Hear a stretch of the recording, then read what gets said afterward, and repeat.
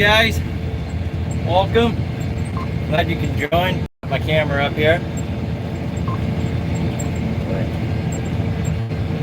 I'm gonna try and do this from the cab. Hopefully you guys can hear me okay and everything works out.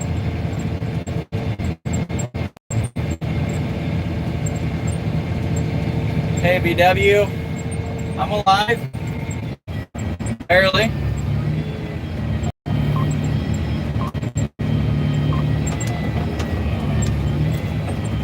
Make sure I get the right road here.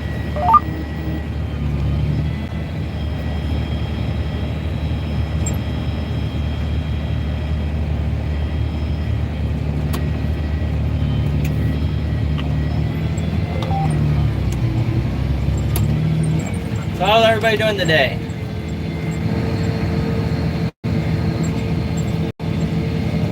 Man, it's almost too far away. It's hard to read the comments. Hey Landon, hey Joe. What are you guys doing on this nice fine Saturday? Well, at least maybe it's not so fine for you guys. It's like 60 degrees here. It's kind of weird. We're used to the cold right now. Woke up this morning, I didn't even need a sweatshirt. It was nice.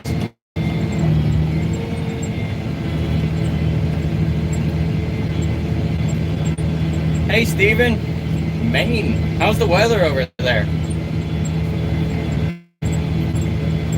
Hey Teddy, what kind of tillage you doing, Landon?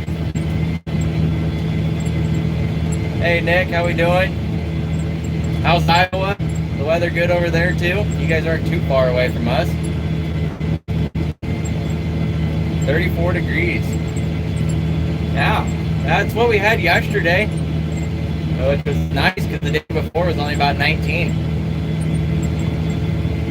31 on Sunday. It's not too bad. At least it's sunny. Our high is supposed to get up to 77 today, which is crazy because 2 days ago it didn't even get above freezing. Tomorrow is supposed to be like in the 40s, and then Monday is like a high of 20.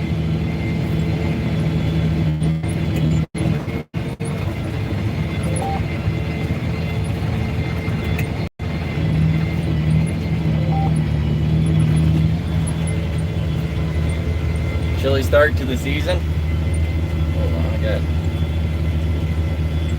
You guys hear me okay? Or is the tractor a little too loud? I got my little mic on here and I'm hoping that it helps, but. Hey Pete. I don't know. You think you won? What do you think what was your guess? I'm curious.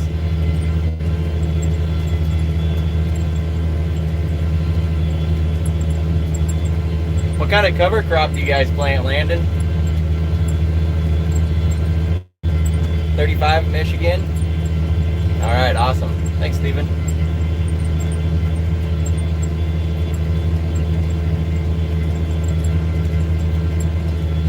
Watching your granddaughter. That sounds like fun. Awesome. So this is what I'm doing. Putting on anhydrous ammonia, which is a fertilizer that we run. Normally I put it on in the spring, but we actually had a fall this year where we could get out here. And the prices are so much cheaper on it that we figured, well, as the time's good, we're going to try and put as much on as possible. But anhydrous is it's kind of a dying art in our area. They're getting really strict on regulations and everything. And actually this fall is the last fall supposedly that we're going to be able to put it on without using a stabilizer. Basically the stabilizer, somehow you put the stabilizer on with the nitrogen anhydrous, and it keeps it from leaching in the ground because they're worried about groundwater. And I don't know, my opinion, I don't think we have to worry about it, but especially up here now, if you're along the river, then I would understand that. But so hopefully that's not the case. Everybody's kind of switching to liquid, but this stuff is it's hard on the nostrils when you breathe it all day.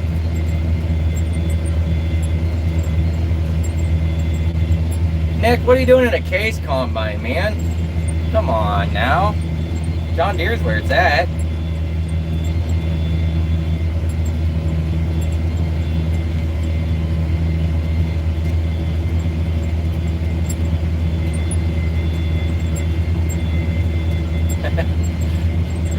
Well, you never know, Pete. You still might get it. Winter rye? That's what we plant too. We're kind of getting into the cover crops more. My dad, he's not real sold on them yet. So it's kind of my own expense right now, but I love them for cattle. We let our cows graze it in the spring, and it actually does help the soil.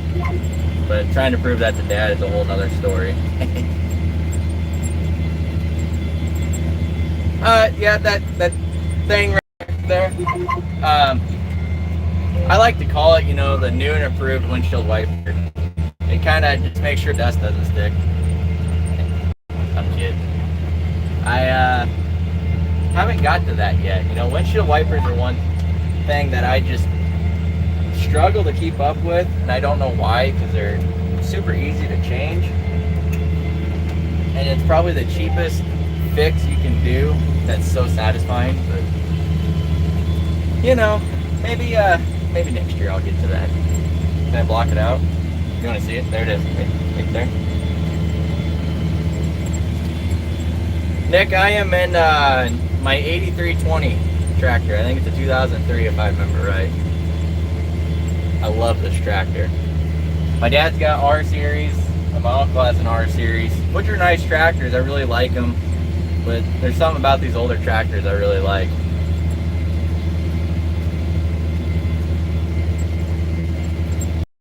Robert, yeah, it's falling apart. It needs replaced pretty bad, and I need to work on the first one too, because it's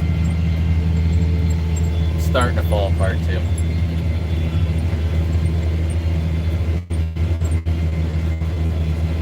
My chicken fryer.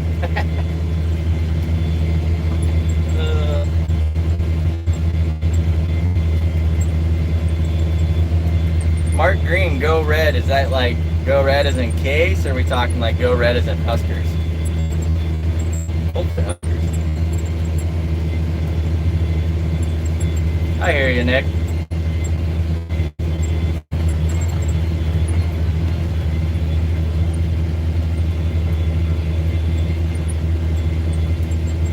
Well, that sounds like fun, Teddy. Does that work good in the garden? Is it basically like the same theory on a field?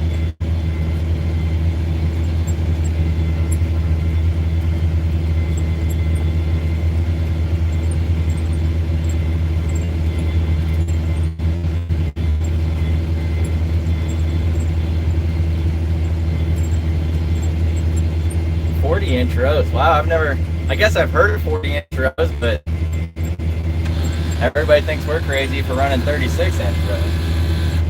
I don't know. I like them. As far as yield-wise for us, from what we compared, you know, like our neighbors using and stuff, their 30-inch rows don't yield any better than our 36. I think there's two major advantages to it.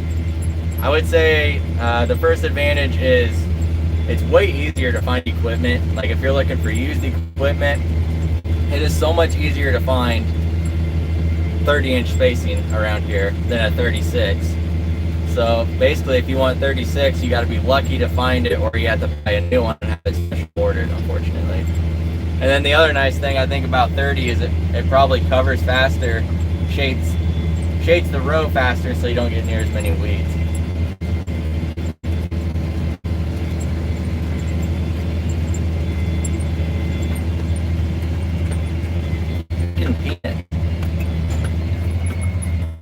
That's a new one. I've never heard of that. You can see the anhydrous goes off. I had it for my ditch back there. I'm going 5.6 to 5.8 mile an hour right now. It's about all the faster I can go here this fall. Normally in the spring I can run about 6.2 with a 12 row. I'm putting on 230 pounds an acre, which is about average for us.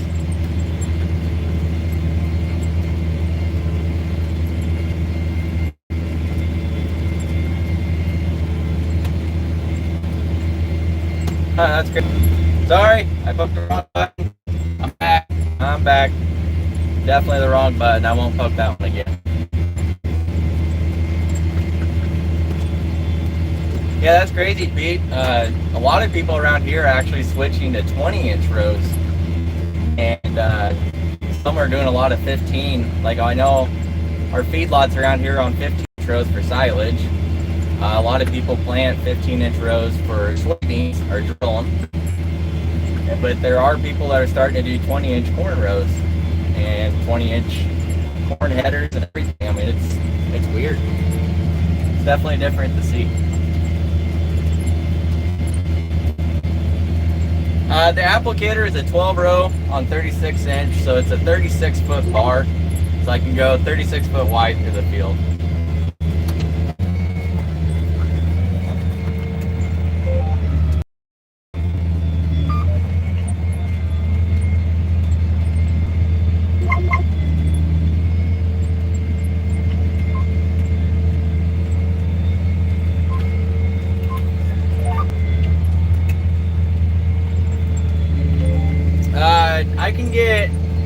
I've been putting about 13 acres on a tank. These are 1,000-gallon tanks, and they're normally filled about 80% full.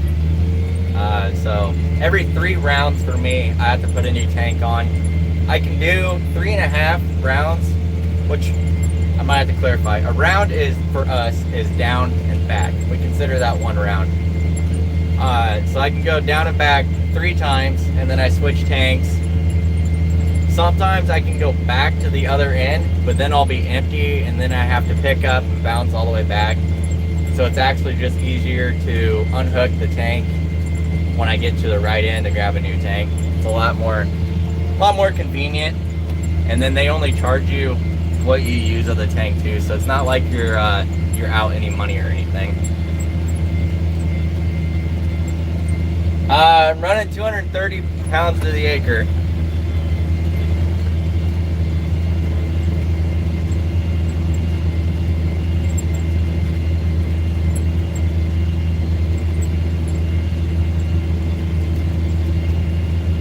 I've heard that before, Teddy. We've a lot of people do radishes, turnips, and a rye. They do it all as like a mix around here. They say the turnips are really good for the ground compaction because it busts up the ground. We don't plant any radishes or turnips. We've had some people say that they had problems with cows swallowing a turnip and then choking on it.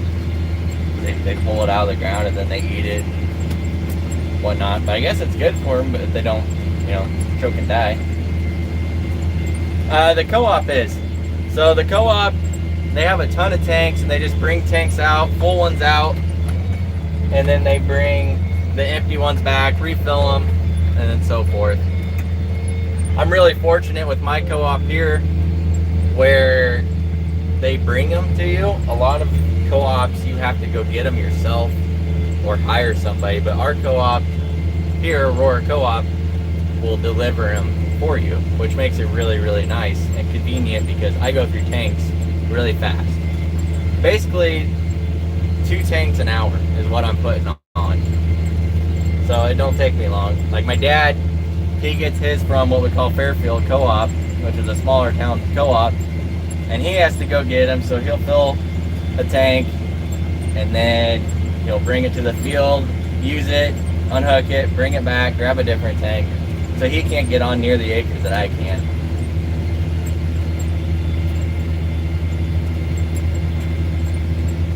I'm in a quarter section, Brandon. This is 157 acres. I think that's about what it is. We got some weird county roads over here, and they don't know how to go straight or something. I don't know.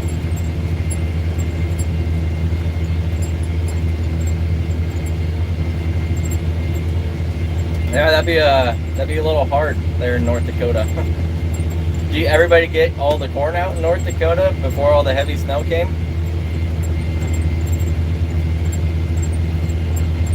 John Deere combines are pretty good, Nick. I've been hearing a lot about Lexingtons lately, how they outperform a John Deere. I don't know, I never ran anything but a John Deere, but we weren't super impressed this harvest with our John Deere. It seemed to have a lot of loss out the back and tillings. Now I know some of that was head loss, but a lot of it still ran out the back no matter how we set it. But I think that kind of just had to do with this year, because last year we didn't really have a major problem. But this year our ground has so much more residue, or stalks or trash or whatever you want to call them, stubble, than usual. So I think we're just shuffling so much more product through the combine that our sensors weren't really catching everything like they're supposed to be.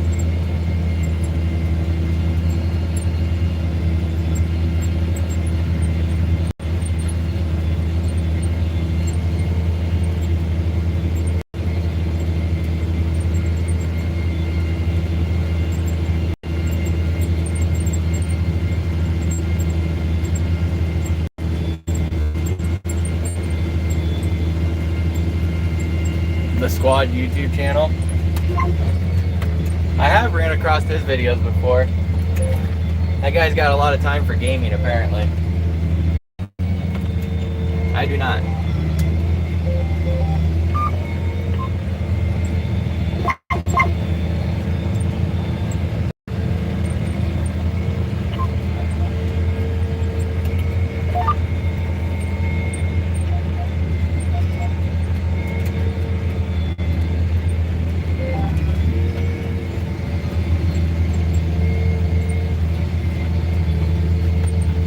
Got a lot of washouts this year. It was really bad. This is actually the field where I bent the ladder on the combine. Right over there. If I'm not careful later, I'll probably end up flipping a tank. That'd be a bad deal. Alright, where are we at?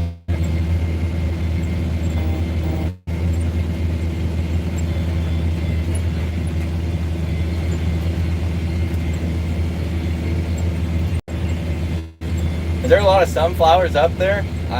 We don't have any in our area.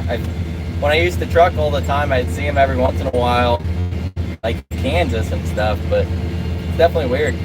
Around here, we try and kill them.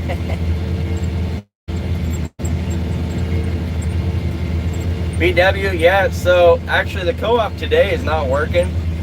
So he called me last night and wanted to know how many tanks I wanted to put on last night. And I told him how many, so he ended up bringing me 10 tanks out, and I was able to finish one of the fields across the road. And when I got to this field, which had more trash, it was a little dewy last night, and I just kept plugging and plugging, so I never put any on.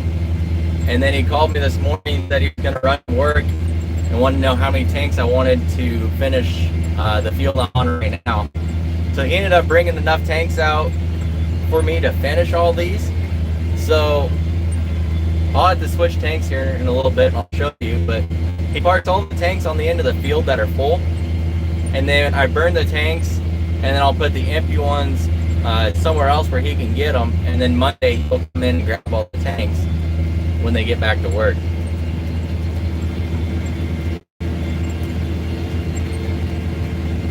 More than 30 acres of beans left. Like a lot. Hopefully you get them done before you can't get them off the ground anyways. I've heard some stories about that.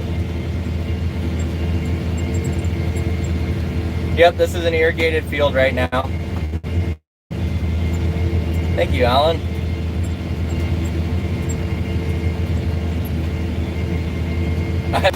No, Brandon, he has not. I seen and heard there for a while he was running around like crazy just stealing everybody's combines. I don't know. I mean, the door was open, but he never showed up. I have to tell him to next year. I hear he's a pretty good combine operator. Also heard he's hard to get rid of.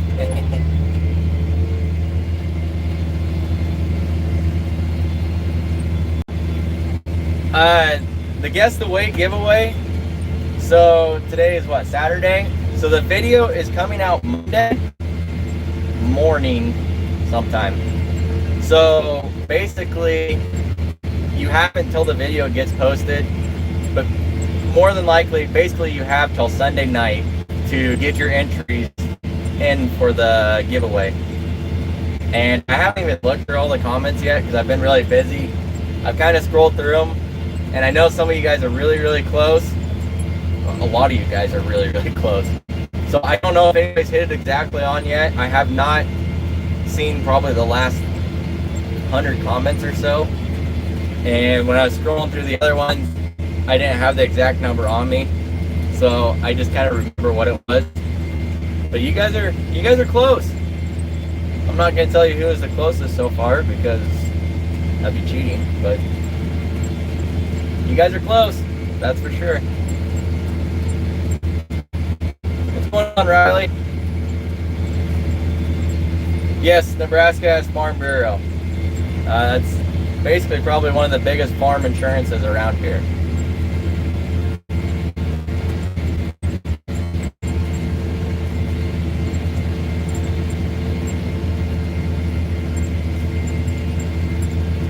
Huh. That's nice, Brandon. BW, yeah, so I got some cows in the other day, actually. I got 60 head that came down that I got to watch this winter. And the guy that brought me about 200 head last year isn't coming back this year because they had enough hay. So unfortunately, I'm probably not going to have near as many cows as last year to watch over the winter. But I got my cows out on the stocks right now, other than the ones that are calving. And they should be done calving anytime, but they just seem really delayed this year. I think they're doing it on purpose just to drive me nuts. I've had 4 so far. One of them was a stillborn, unfortunately, so I'm 3 for 4.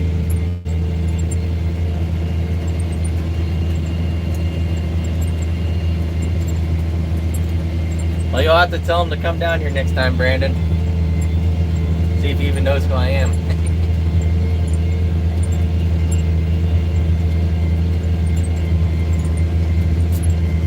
No, I do not, Nick.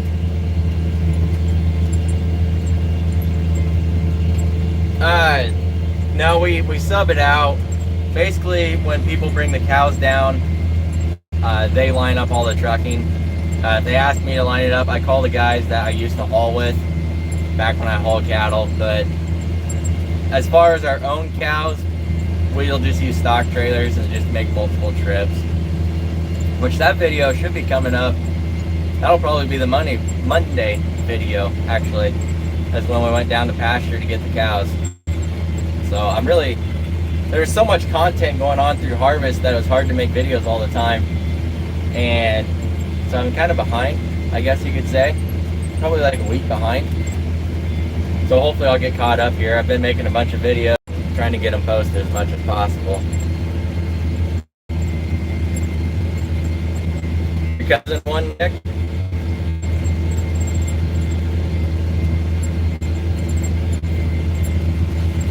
Dale, we farm about 3,000 acres, a little over. It's all, we don't own all of it, but we lease a lot of it, rent it, whatever you want to say. But there's no custom, we don't do any custom stuff.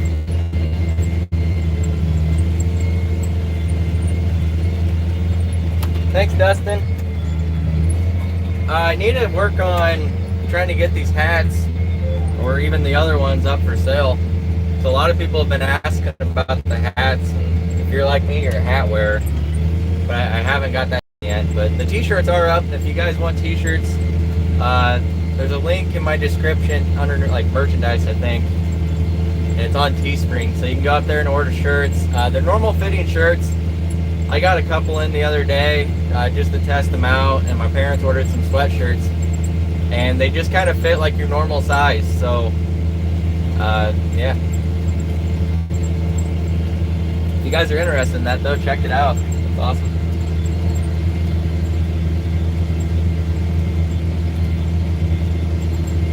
Brandon, I have not done it yet because it actually timed out perfect. I put a tank on right before I started the live stream.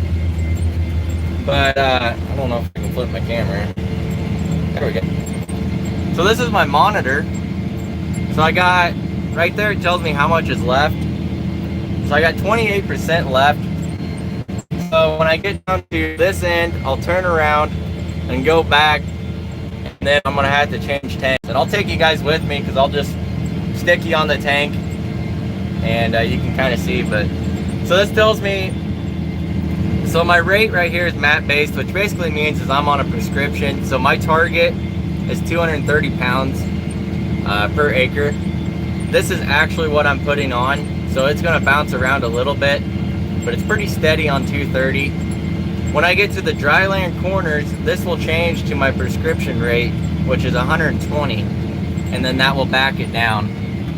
Basically my speed, my gallons a minute, and then this is how many acres I'm putting on an hour. So I'm roughly doing 25 acres an hour, and then that's just my GPS information over there.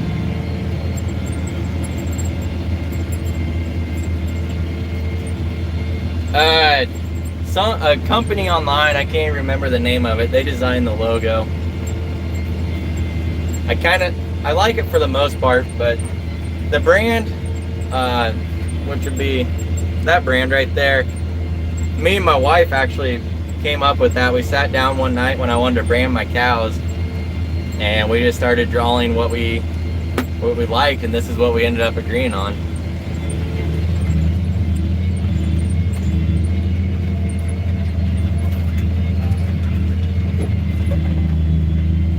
All that white stuff's anhydrous. So you just got to be careful of that because it will burn your skin. Get turned around.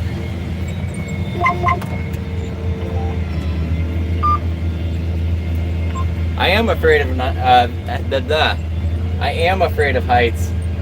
I've never been a fan of them. I don't know what it is about them. Some things don't bother me, and then some things really do. But when you climb the grain bin all the time, you learn to get over it. So I'm not saying that I like them now, but I'm getting better with them.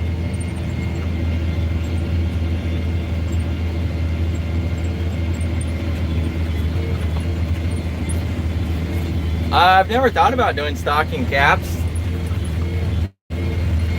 That's definitely something I could probably do. If you guys would be interested in that, I could probably do it.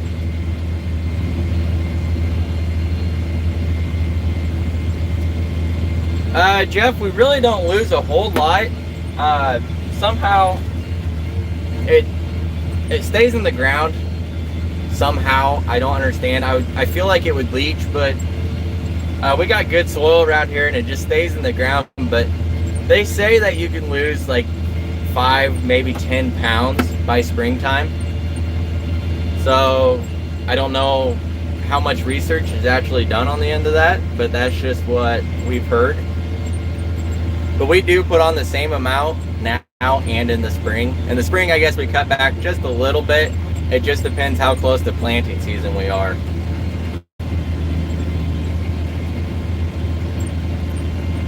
Yeah, I can really punch through the acres, that's for sure. My dad's kind of jealous. He's got a rig that we built. I think I got some of it on video about a year ago. And we tried to copy this, but he didn't want to change one of the hoses or the piping out. And what ended up happening on the piping is it was a little bit smaller. So I just called him about an hour ago, and he's running 4 mile an hour is all, and I'm running 5.8 because the piping size from your exchanger to your distributor is key.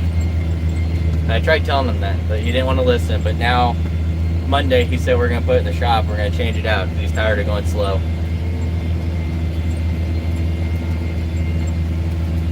Yeah, I did see videos of the new 8RX, and that thing is sweet. I don't know, I love it. I love the new design of the 8Rs period, like the hood design. I think that looks really, really neat. The 8RX, I think it's cool, but I guess in all honesty, I really don't understand the full point of it. Maybe that sounds bad, I don't know, but I feel like it's more of a cool factor than it is a productivity factor because it's going to be really expensive And in my opinion, or my guess, is that it's going to be priced between a track tractor and a quad track. And I feel like if you're going to need a tractor like that, you might as well buy a quad track. But maybe I'm wrong. I don't know. That's just my first opinions on it, I guess. It'd be cool to run one to actually figure it out, but yeah, I don't know. I could definitely see it being good for like potato guys, or you know, if you're always in the wet soil and stuff. That I would understand. But I don't fully understand what would benefit you more from that than like an RT or, you know, the track tractor. But maybe you can get more ground. I don't know. Yep, the tractor is GPS driven. I got my AB line set, so it runs back and forth with the same planting rows, because we set off 8 inches. So our knives are 8 inches from the stock and where the seed is going to go next year. And we want that to be pretty precise, because next year if we would go in and plant over the top of where we knife, putting this much on, it would end up burning and we'd burn more. White clouds of death. That is exactly right.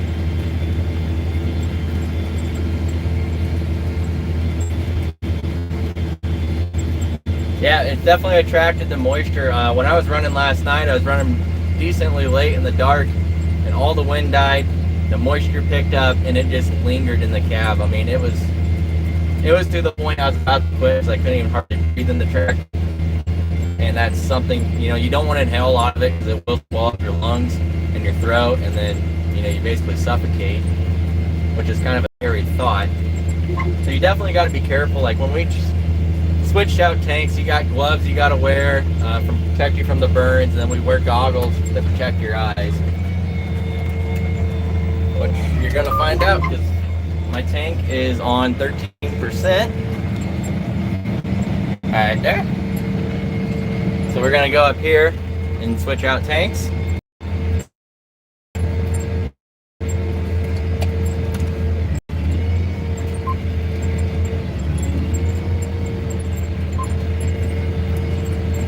Yeah, the 8400s are good tractors.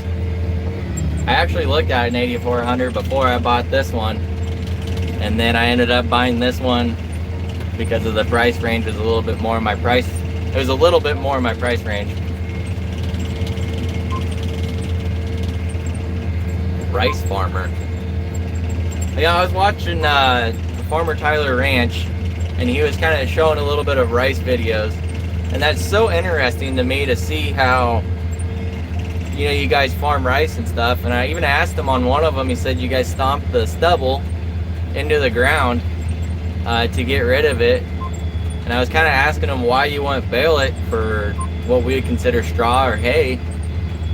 But he said there's not a huge market for it, which blows my mind, because around here we just don't have a big enough market for straw and hay. It's hard to come by. So these three tanks right here, those two and that one are empty, and there's 2 full tanks right over there, which 2 more tanks is going to get me to finish this field that I'm on. And then I'm going to have to continue to shred stalks and all that. I'm going to try and back this up.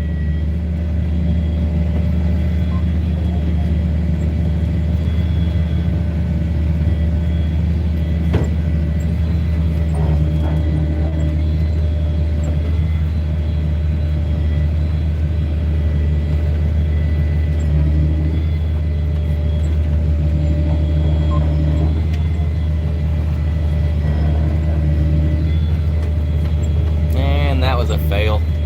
Try again. If you ever backed up a 4-wheel trailer, you know what I'm struggling with right now.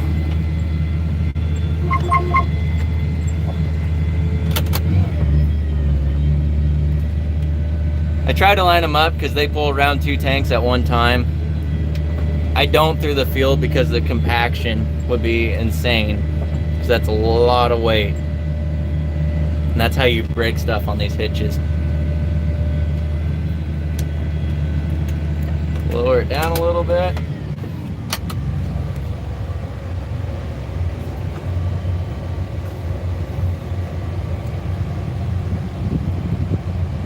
Alright, so I'm gonna go ahead and change out tanks, so bear with me, guys.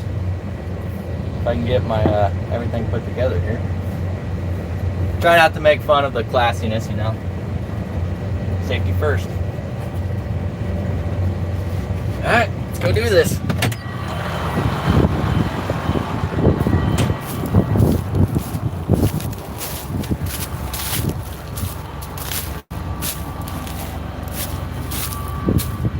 So first things first, you got two valves. This is the valve that hooks onto the hose that goes to your rig. This is your connector. That's where it screws on with. And then you got the valve on the trailer. So you always shut your valves off.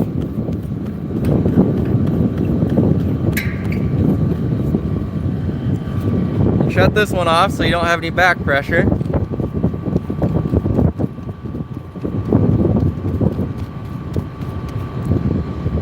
And then this is where you got to be careful. So you shut this valve off and you shut this valve off.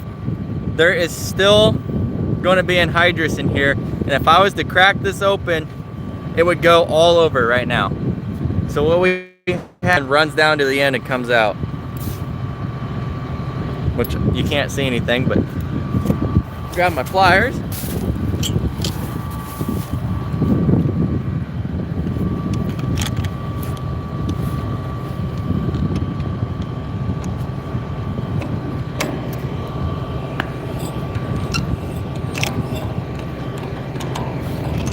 Kind of hard to do this one-handed.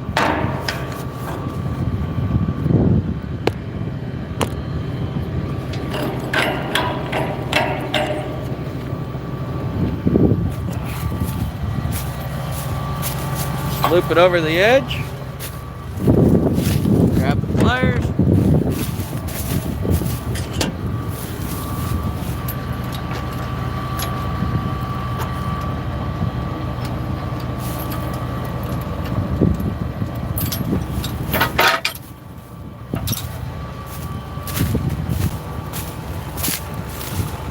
Alright, so we got one tank unhooked. Now we gotta basically do the opposite to hook it back up.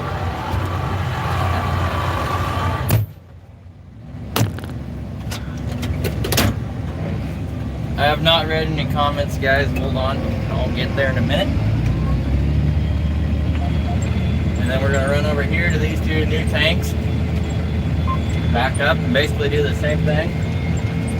Hook on, and then we'll reset the percentage on the tanks, and then head back to the other side and keep going.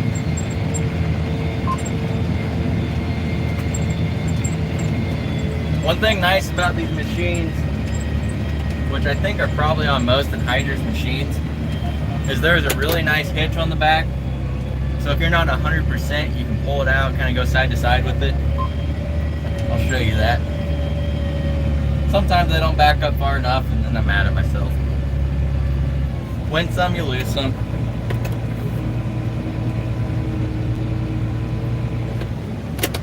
Alright.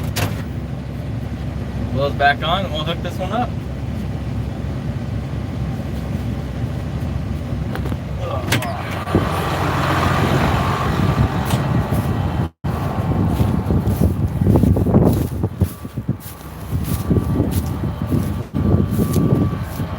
This flips up, this hitch comes out and can go side to side wherever you need it to.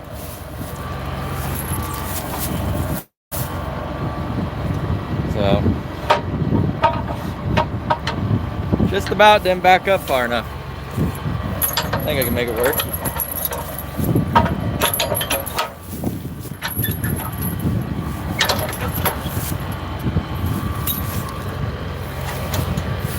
All we gotta do is flip that down, and then that will drop over here when we back up. Works out kind of cool. Grab the hose.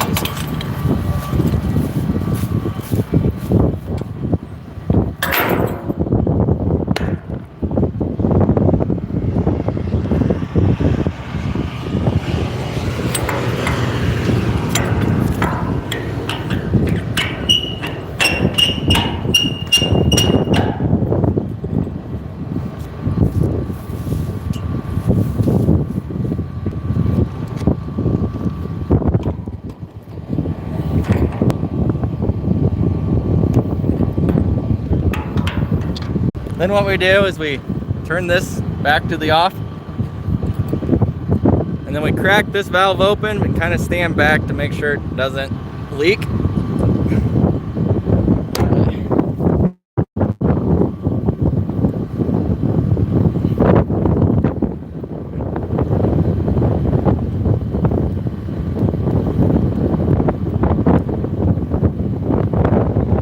These things turn forever.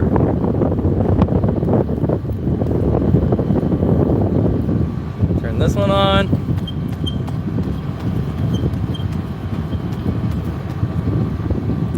And then we look here, and this is our percentage gauge. So these are percents. So right now it's 86% full.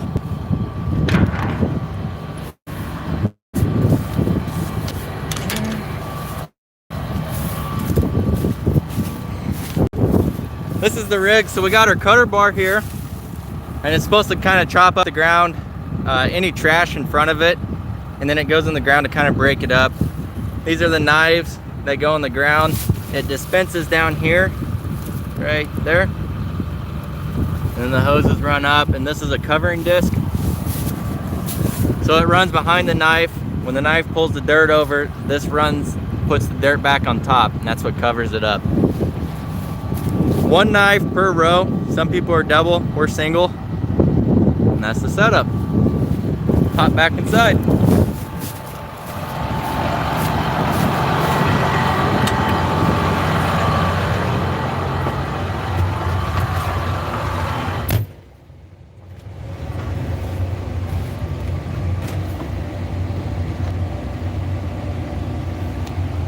So I told you that we're 86% full.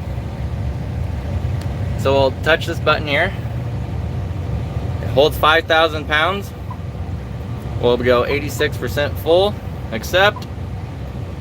And then our master switch, we'll turn that on. So that arrow right there tells me that the implement's up.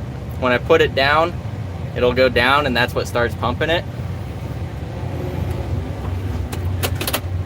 You got to make sure you back up so that way you can get that hitch to snap in, not go forward.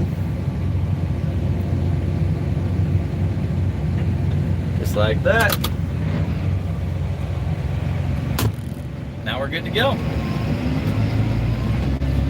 Head back over to the other side of the field and then carry on. We're good for another 13 or so acres.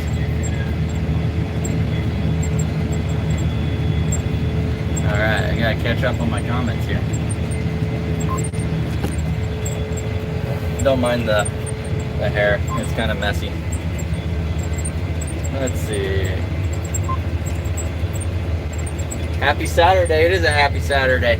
It is a good day. It's nice and warm.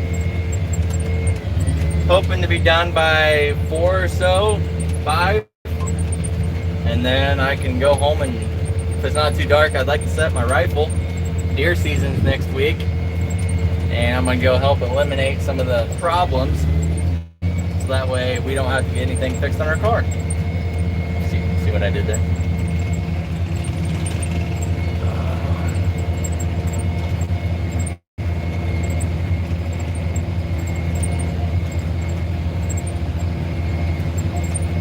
$1,123 bushels. That's what your guess is, huh?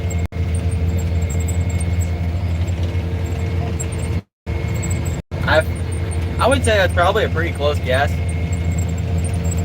That seems to be pretty average for our loads anyways. Somewhere in that range. So we've had some that have been over 1,300 bushel. And we've had some really low. Not on purpose, but just accidents. You're welcome, Alan. Anhydrous is something that I kind of wish we didn't do because it is kind of scary. I've swallowed it before, where it blew back in my face one time, and that's kind of frightening, to say the least.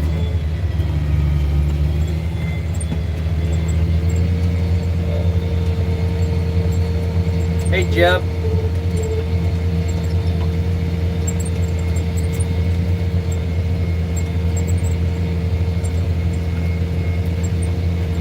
No, I don't, Cody. Kevin, my pliers are the big pliers. Is that what you're talking about? They stay on the back. I got a little hitch mount right there, and they just stay on there. If you're talking about these, well, they're always on my side. Can't go anywhere without them. I actually lost them the other day. I was trying to herd in a cow, and I lost a pair, and I had to go like a day without them. That was torture.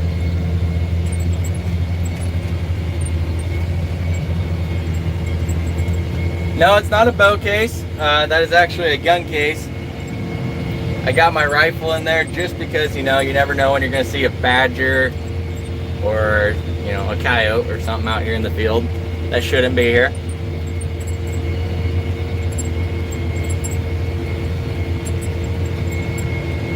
I do not actually have a bow either, now that I think about it. I've never been bow hunting. I'd like to. I'd like a little bit more of a challenge. A lot of, some of my friends do it and they say it's really fun. It is very dangerous. And I think that's probably why a lot of people are getting away from it, and these co-ops, some co-ops actually don't even sell it anymore. And I think that's probably to do with the fact that it is so dangerous. You know, it's probably a lot of extra insurance that the co-ops have to carry.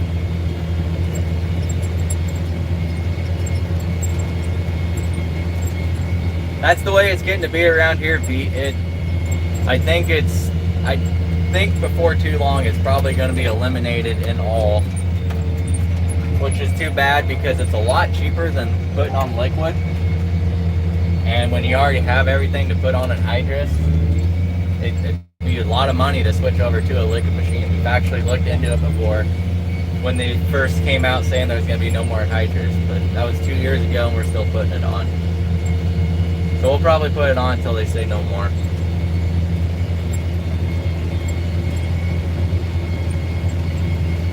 Hunting season, so I don't know the bow dates. I know bow hunting starts before. I think it might start a little after the 1st of November sometime.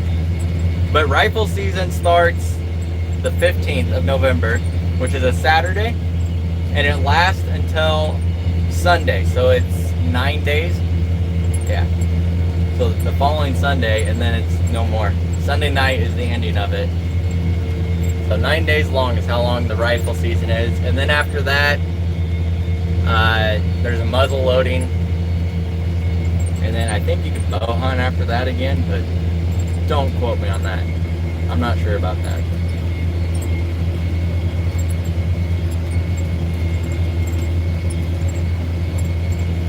I have not got anything this year yet.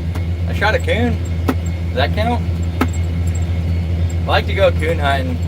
Me and a couple friends will go down to the river and go coon hunting. We actually have, let me change that back. We had a decent market for coons. And then the last 2 years, there has hardly been a market for them. So unless you get what they consider extra large and double XL coons, they don't even take them. And if you have a double XL coon, you're only going to get like $6. So they really slaughtered them. Coyote prices are way up though, which is nice because we really enjoy hunting coyotes. And actually, I don't know if I'm going to do a video on hunting coyotes.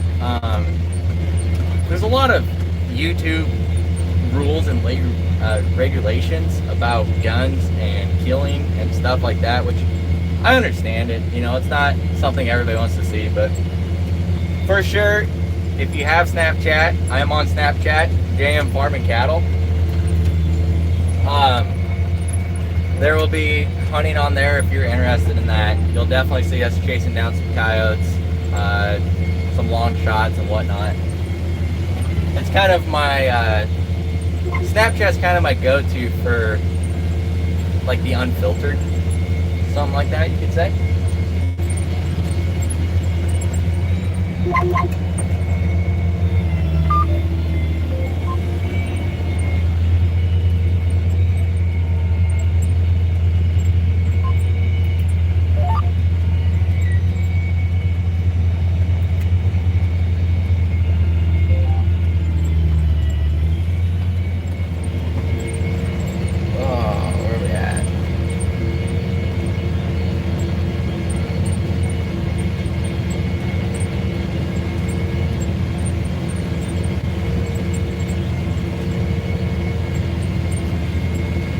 Yeah, I believe that, Alan. That smell is just terrible. I can't even imagine working at one of these places to even refill these little tanks. I mean, to smell it all day. I mean, I smell it all day in here, and I'll actually get used to it where it smells clean. And then I'll leave and I'll come back and I'll open the door of the tractor and it's just like, you know, just hits you in the face like, whoa. But I only do this, you know, for probably a week every year, maybe 2. You know, them guys that refill these tanks or unload rail cars, for sure, you know, they got to deal with that all the time.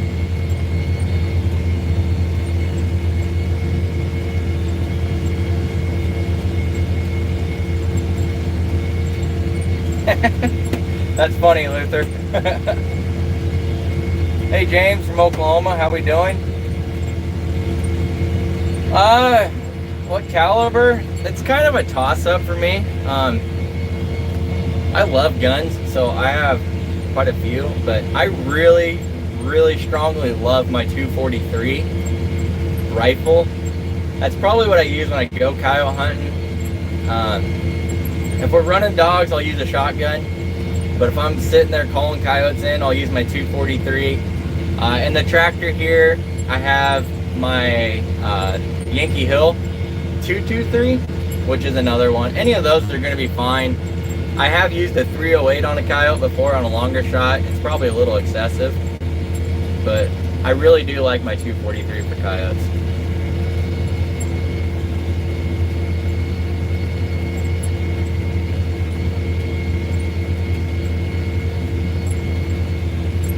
I've heard of that, Cody. My brother-in-law, in his area, which is a different area, they require that you have to put that on in the fall. And I think this area is probably going to get to that. Even in the spring, they might even make us do that. But what she said, actually, you know, all in all, it's a pain in the butt. But he said, all in all, at least you don't have to worry about it leaching. So he kind of likes it.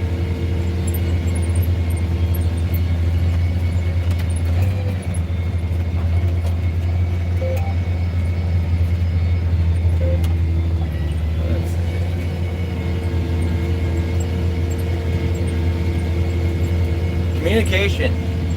This is what I got. This is a business band. So it's a business band radio, what we call it.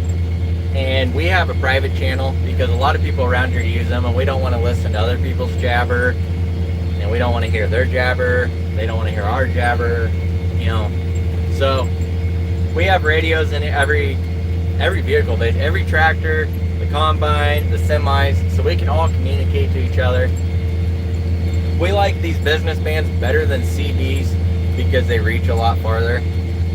We used to get like 20 miles out of these things, but then they came in and made it a rule that we had to lower that to like 5 or 6 miles or something, and we could still reach past that on a nice day, but too much interfering with cop radios and stuff, I guess, so they made it a rule. Kind of dumb, but that's what we use, and we like to have our private so we can talk about whatever we want.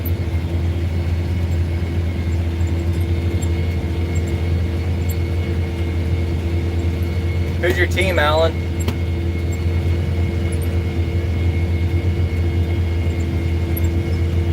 I should have finished reading that. Gator's got it. It is a little warm in Nebraska. Actually, right now, 60 degrees where we're at. It's kind of nice. I think tomorrow's in the 40s, though. Back down to, you know. Hey, Toxic Green.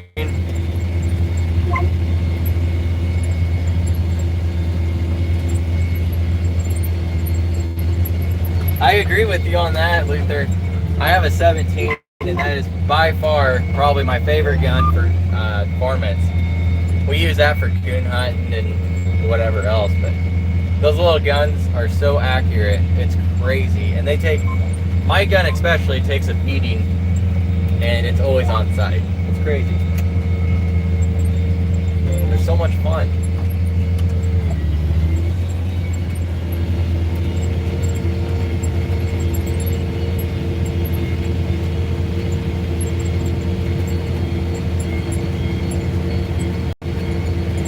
You're not one of those people?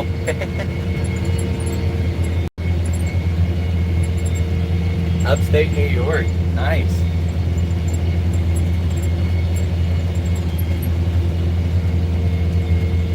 Vintage farm machines. We have a old Model A tractor, John Deere tractor. And I'm not even sure the year on it. It was my grandpa's. We used to have a Model B tractor as well. And we actually used it for like putting motors out and stuff. But we did get rid of that. But we kept the Model A around because it's been in the family. My grandpa loved that tractor. He'd always start it up and ride it around at least once a year. And he'd always take me with him when I was a kid. But we still have that tractor, but that's about the only vintage tractor we have.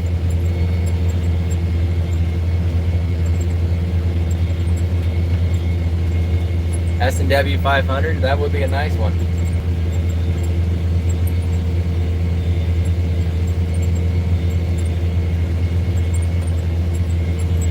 Frost on the pumpkins. Yeah, we, our pumpkin patch, they lost all theirs a while back. We had some really, really cold freezes. And everything pretty much went down here. So, except, I don't understand this because it's been really, really cold the last week. Like freezing, wake up, frost, we had snow. You know, I mean, Nebraska weather, but today I walked into the shop this morning and there was a bunch of flies outside of the shop on the door. I mean, come on, guys. I know it's nice out, but leave me alone.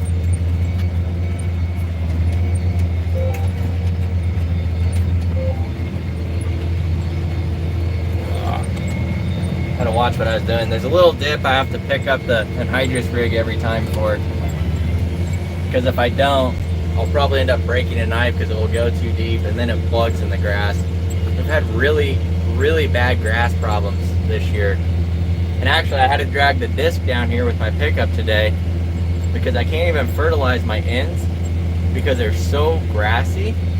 It just plugs the machine. So I'm gonna have to disc all my ends a couple times to try and chop up the grass, even after I shredded everything. And it's all in my YouTube channel. It's a video. It'll be coming up here before too long. Oh boy. Sorry, I had to plug my phone in. It's about to die. That'd be bad.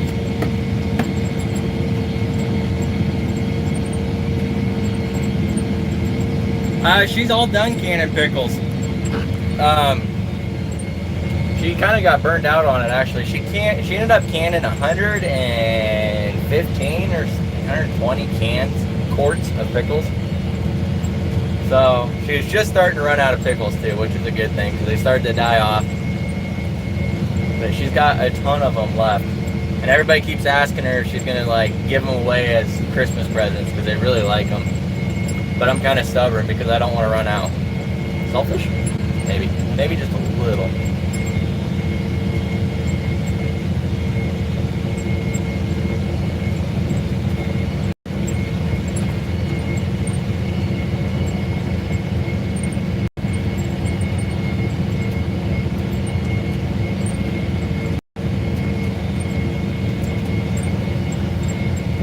That's crazy, Luther. Do anything without you. You guys are the backbone of this country.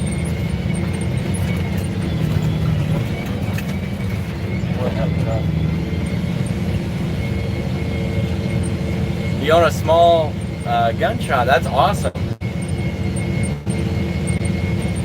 Is that in where you're at there in New York?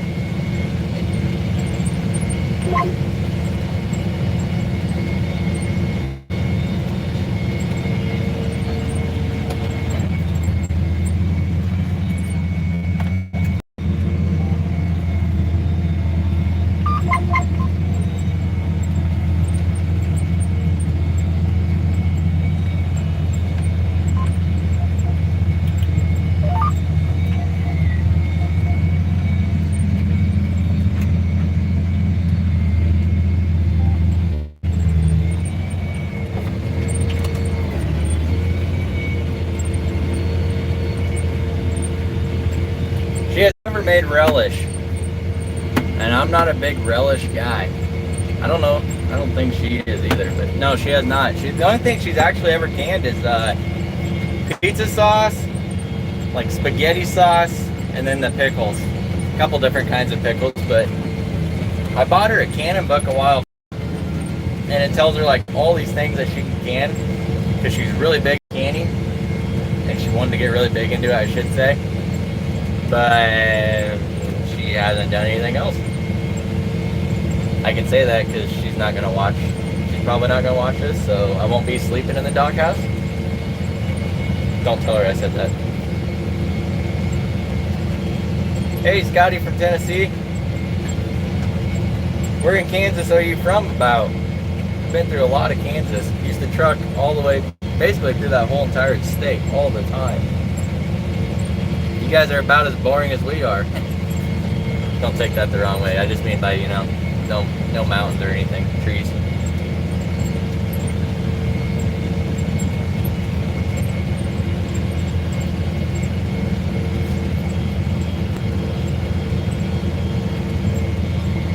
We're getting closer. You can kind of see it. That grass line right there is the boundary.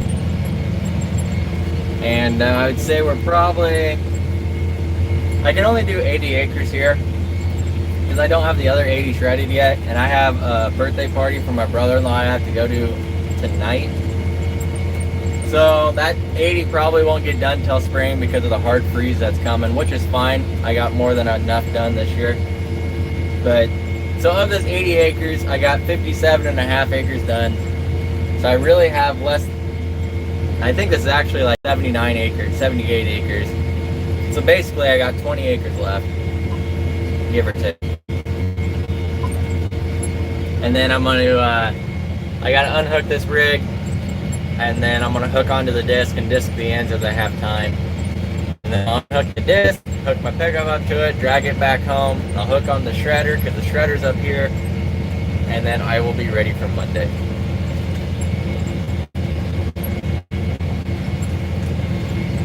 I'll get through this dip real quick.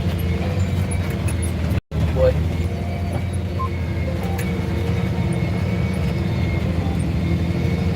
Starting to get deeper. Northwest Kansas, right on. There's actually not a lot of wheat in our area. Some people have it, but everybody kind of got away from it for the most part, because wheat was kind of even gone before I even kind of had the knowledge in farming.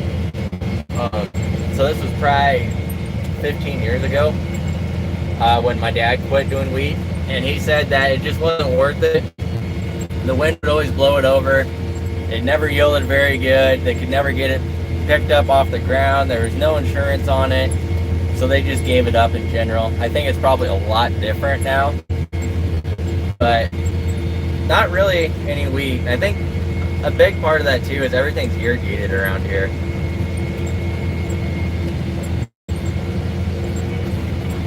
Hey, Freddie from Virginia. 3 hours away from Denver, Colorado. All right. We're actually going to be going there in a couple weeks. I think we're going to go to Breckenridge. A friend of mine who's a travel electrician is coming up, and he asked me if I'd go with him. He's never been to Denver. So I think we're going to go hang out there for a couple days and see what downtown Denver's like, which I've never been downtown in a long time that I probably ever remember. I guess we went there as kids, but my memory's not that good. Not from that long ago. Sorry, my lips are really windburnt. You see me licking my lips a lot.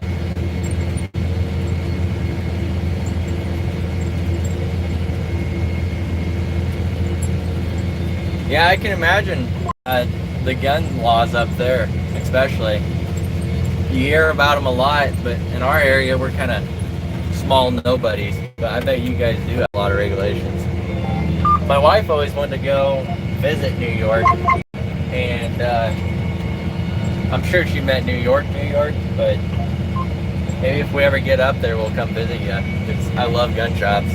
Those are my addictions. I have two addictions in life: gun shops and Western stores. And both of them cost me a lot of money. But it's worth it, right? So I've heard. I think that's going to be interesting.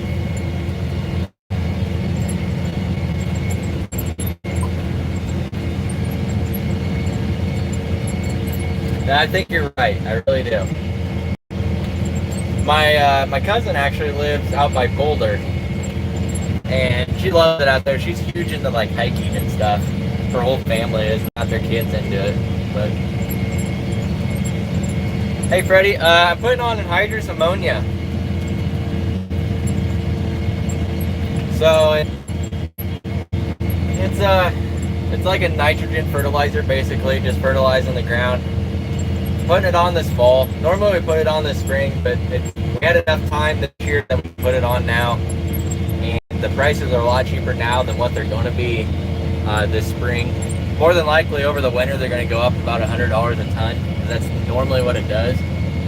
And just kind of rough figuring off of what I'm doing up here, I'm going to save roughly about $4,000 if I can do it this fall.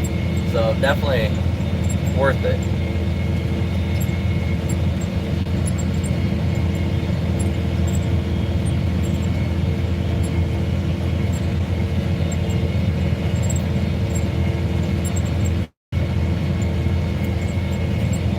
Yeah, it's sad, Luther. Unfortunately, I think a lot of things are coming to that. Yeah, I've been hearing a lot about the dairy actually lately because my cousins are into the dairy. And, you know, I think it's just a really hard thing because all these, it's like they're trying to get rid of all the small people. Even in like agricultural side, for some reason, these big corporation companies and people don't think that they need us small people, when really it's the small farmers, ranchers, dairymen, you know, that are the backbone of all this. And it's sad to see that they're pushing so hard to buy everybody out, drop the market prices. I mean, it's not a good deal. You know, I mean, that kind of goes on to like a whole nother subject. You know, that's not a very friendly subject in all honesty, but I think the way the world's going right now, they're just trying to get rid of all the smallness, like the small people, and all these big people are buying everybody out, and they're just giving, there's no more like, you know, friendly competition type thing, because these big people can, you know, they can handle a loss of money because they have so much product or whatever they're doing on hand that, you know, they can basically just shut us out, and it's very unfortunate.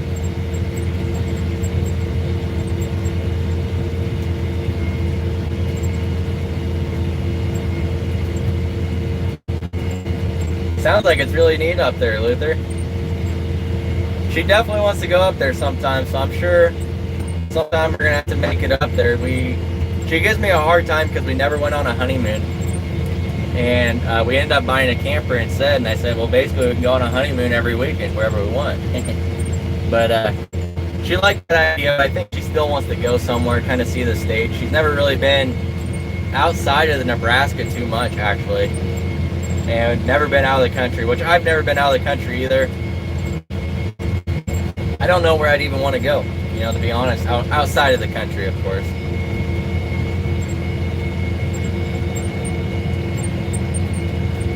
It'd definitely help a garden out. It's kind of scary to put on, though. You have to be careful if you're going to do that. But it would definitely help.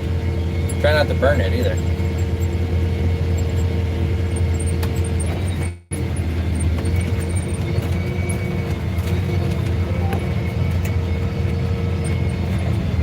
This ground is getting so hard. It's not a good deal. Not at all.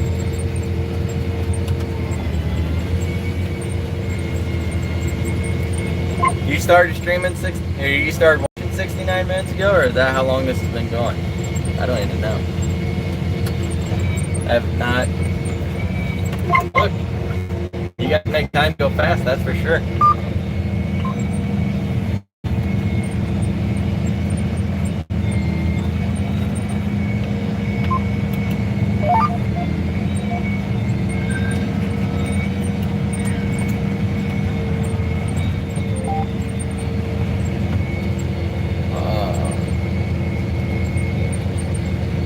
you guys had to create a co-op. Is that like to basically sell one product, or if you don't mind, elaborate on that a little bit? I'm curious.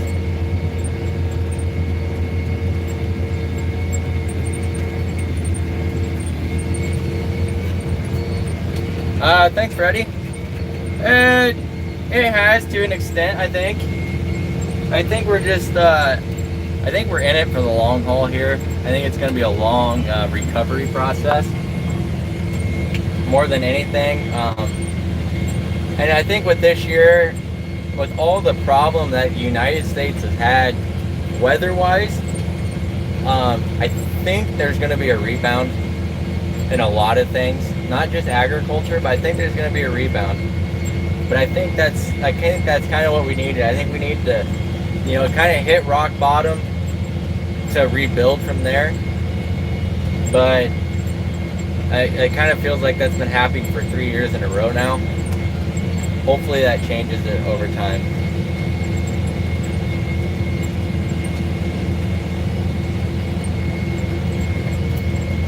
You lived in Paris, France, huh? Wow. What made you want to come over here from there? I heard that place is cool.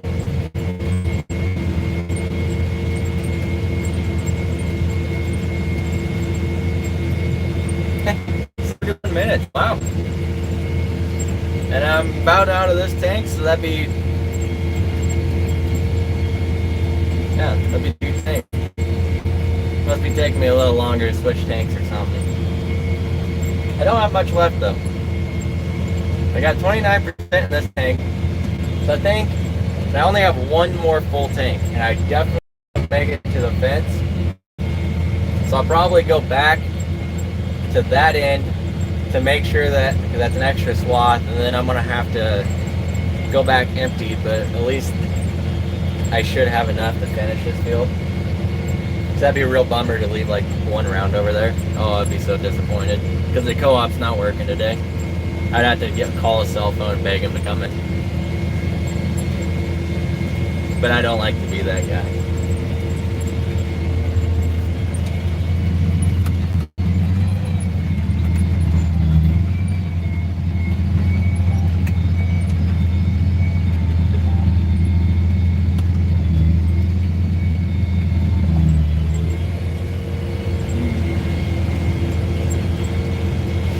Jason, the yield was definitely down this year. I would say from what we figured, it's probably about 20% down from normal years on average. We had a lot of wind, we had a lot of rain, a lot of flooding, just a lot of complications, but we were definitely down this year from most years.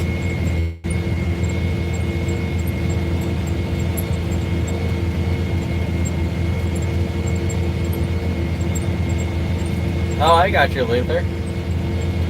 That makes sense. Thank you for explaining that. The Mountain Dew withdrawal, it's going. It's a lot better now, actually. I really don't even crave it. Like if you're a Mountain Dew drinker, you probably know what I'm talking about when I say this, but like when you didn't have a Mountain Dew for a while, you have that taste in your mouth and you just can't wait to like try it. Like for that taste to come back, but I lost all that now. It's been 2 months or something like that. I don't even know, but I don't even crave it. Like I can walk by it in a gas station, I can see it, and I don't even my lips don't start watering or anything. I don't even want it. So I do still drink caffeine. Not a lot though. There's not a lot of other pop out there I really like. Like I like Mountain Dew. But like if I go to like the bar to get a burger or something, I'll normally have a Pepsi. But I don't drink canned Pepsi very easy because it seems to go flat or even bottled. So every now and then I'll have a Dr. Pepper or something. But my long-term goal is to kind of eliminate pop in general. I'd like to be a lot healthier. I got a lot of like stomach problems. I've had them since I was a kid, and I'm just trying to figure out, what these issues are caused by. I've been to the doctor multiple times for it, and I just basically gave up on the doctors because they never did figure anything out. But ever since I quit Mountain Dew, I've actually had more energy, which is really weird to believe, but I had a lot more energy, and I do feel a lot better. So I would say it was worth it, but it was long. Probably the first 3 weeks were a struggle. That was probably the worst. And then it started to go away. Now I don't even think about it. Yep, we're completely no-till, Brandon. For the most part, well, okay. I take that back, I'm sorry. We are mostly minimal till. We do have some fields that are no-till. And, but we are mostly minimal till, so we don't disc, we don't chisel. We just, basically what we do is just root ball, which is kind of like a stock chomper. It just mellows out the bed for your seed to go on the ground for the planter. But we don't actually tear anything up. We'll disc ends, but that's about it.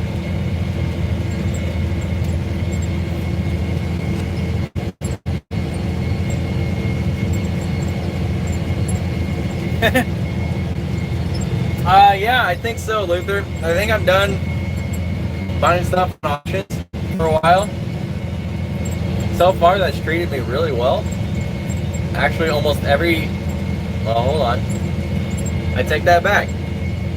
Every piece of equipment that I ever bought, other than this tractor, has been on auction. Rather it's, most of it's been big iron, but some of it's just like local, you know, farm auctions, multi-machine auctions, multi-party. But, yeah, I think I probably better quit while I'm ahead, which I don't know what else I really need, other than I do need a hay rake. I still need that. I've been watching auctions for that. So I guess I'm not completely done, but for the most part, everything has been on auction. And that works out pretty good because since we have the ability to fix a lot of stuff, we can buy used stuff cheap, knowing that if something breaks, whatever, we can fix it, or you know, we could buy something we don't really like and kind of make it into something we do like, and it really helps saving on machinery big time.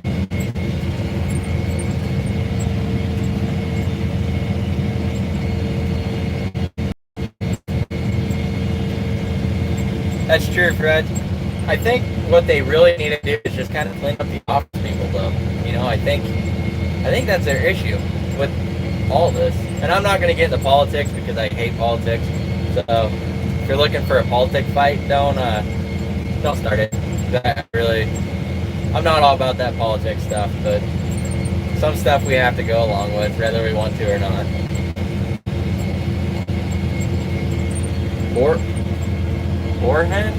Orphan?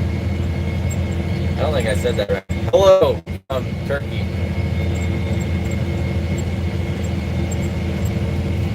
Yeah, soda is bad. I'm working on it though. I'm trying, which I got her to start the Mountain Dew quit. And you know, I was telling her, I was like, you know, I drink Dr. Pepper in place of it, but it's really hard for me to finish even a whole can of Dr. Pepper, because by the time you get halfway to 3/4 down, it's kind of fat, it doesn't taste good anymore, so I end up dumping it out, which is both bad and good for me, but bad for my checkbook, I guess. You know, you buy it, so you might as well drink it, but I think that's probably my ticket to getting out of the whole pop situation, is there's something that's not that good, and then eventually I'm just going to get rid of it all. I do drink tea, which I don't want to result the tea, but you know, sometimes I like a little flavoring. I do get flavored water, which is good, and I do like normal water, like just regular water. But we'll get there eventually. No, Scotty, I actually don't think I will probably ever sell that truck. That thing will probably just sit in the shed the rest of its life until I die, and then if someone sells it after I die, I'll probably haunt them and make them regret selling it. Does that mean? But that truck actually has a lot of sentimental value to me. It was not the first truck I bought. It was actually my third truck I bought. But me and my high school friend completely rebuilt that truck. And I was always going to make a video on it, but all I had is pictures of it. So it'll be a real short picture video, but we did so much work to that truck that it kind of just became my favorite truck, and I don't think I could ever probably get rid of it.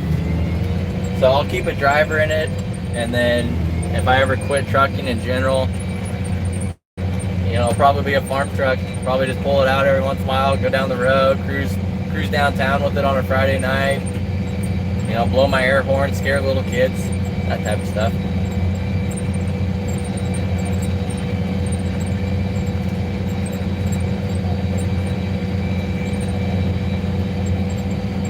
You would think it would with all the loss this year, but like something that we're really fighting with is the FSA.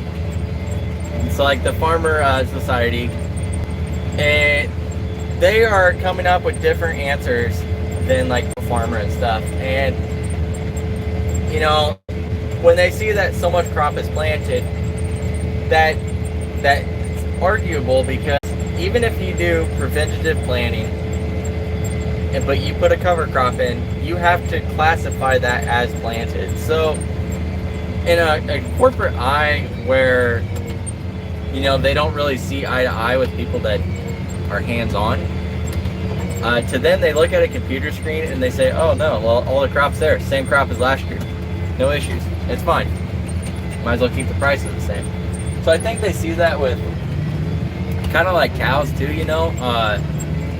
I think they see it where they don't, the amount of cows lost and livestock lost, they don't really understand how much was actually lost, because, you know, there wasn't total accurate reports. And I think that's going to come back in the end and help us eventually over time. So I think next year, like even for the grain side, which I know a little bit more of, I don't think the prices are going to go up right now, because of, you know, they probably think that all these farmers are hanging on to the grain because the prices are cheap. They're like, oh, well, it's in storage. You know, they probably got grain bins, bags, whatever. But I think come next summer, when they're still not getting the product in the elevators, they're going to start questioning it. You know, why aren't you bringing corn in, when really, you know, the reality is we don't have any corn to bring in because it's all brought in already. So I think next year is going to be a better year. I think it's going to be the rebound year. I don't think we're going to see it this year, just because of the way the computers are written.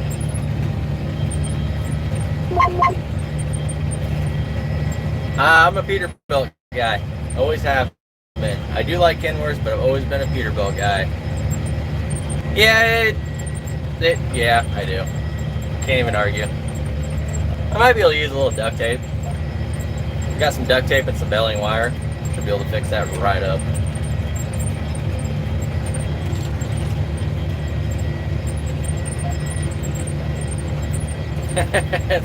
That's funny.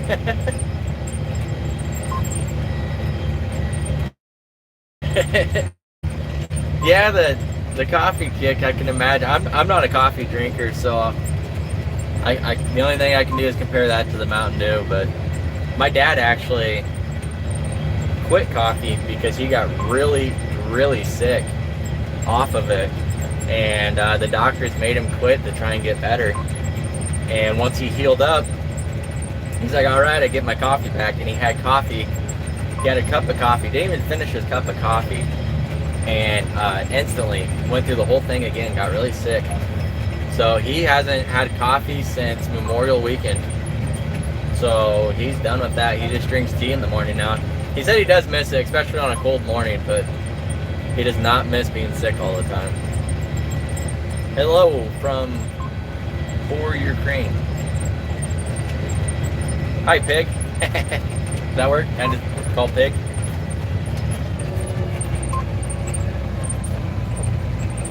Hey, from Poland. How we doing? So it's that time again where we gotta change tanks. Do I have any volunteers? Any of you guys want to jump out and do that for me?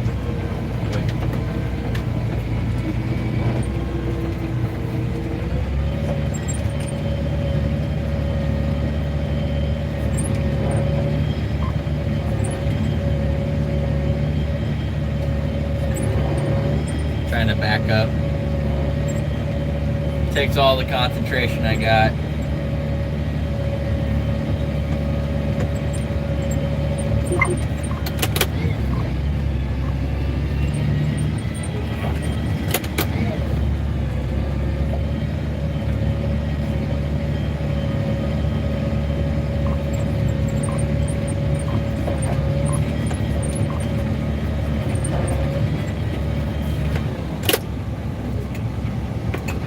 You guys want to come out there and change tanks with me again? Or do you want to stay inside? All I need is one answer.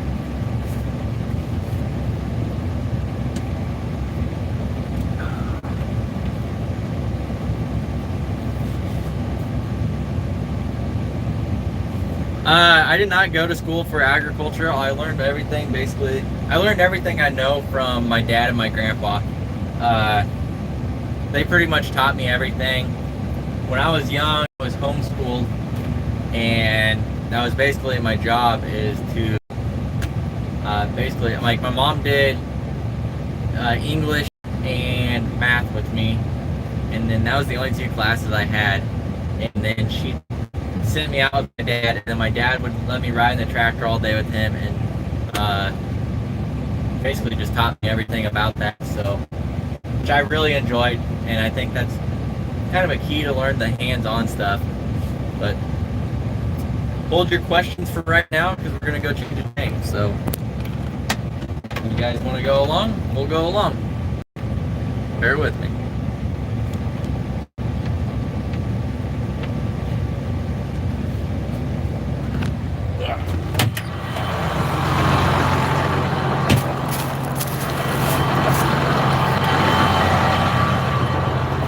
Almost forgot. Gotta shut it off.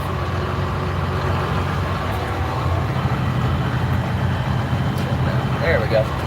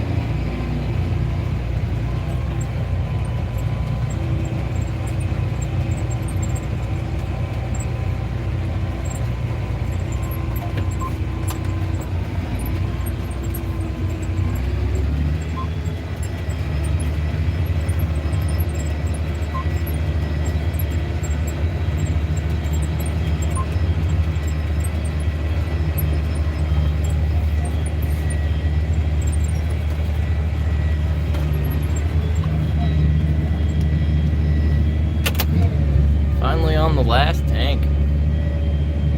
Maybe of the year. That'd be nice.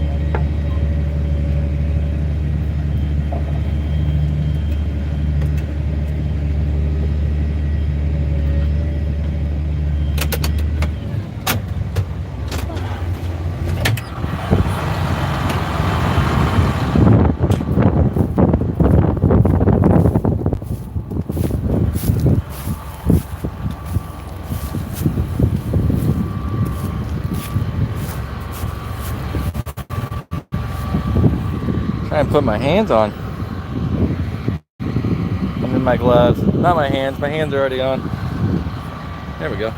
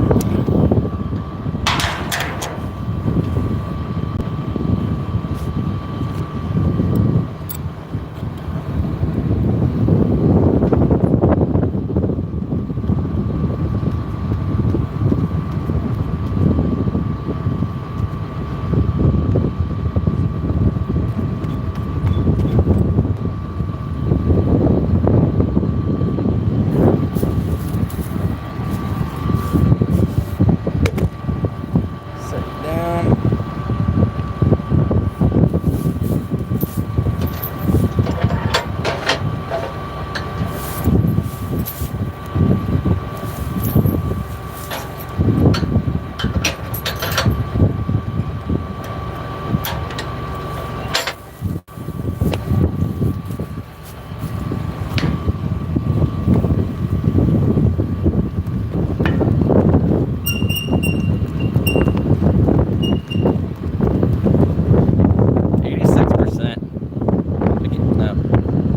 85%.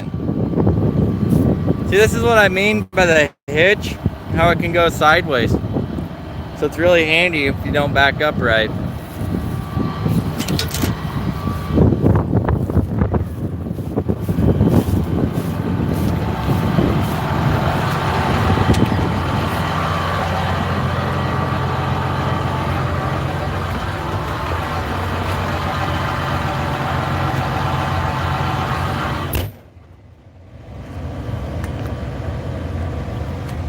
Alright, 85%.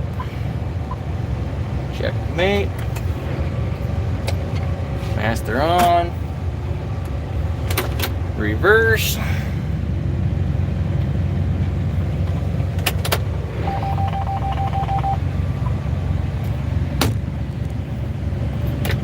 Put the phone back in so we don't die.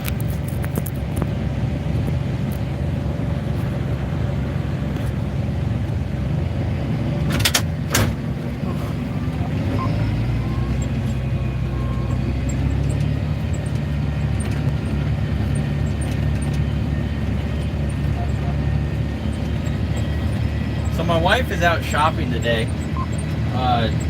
Her friend's family, they always get like basically like a party bus, but it's not really a party bus. At least that's what she claims. But they get a bus, and her and her friend, and then her friend's family, wives, moms, girls, go shopping. They do all their Christmas shopping, you know, whatever. So she's out doing that today. And my goal was to get a haircut because she always tells me I need a haircut because it's getting a little shaggy. Well, before I was going to anhydrous, I was going to run to town, and my goal was to get a mullet. Not because I really want one, but I just would really love to see her face if she came home and I had a mullet. I think it would be priceless. So I still might have to try and find time to do that tonight, and then set up the camera to get her reaction. There's probably going to be a lot of bleeping, and she's going to come after me with a baseball bat. That's probably the most accurate guess I'm gonna have.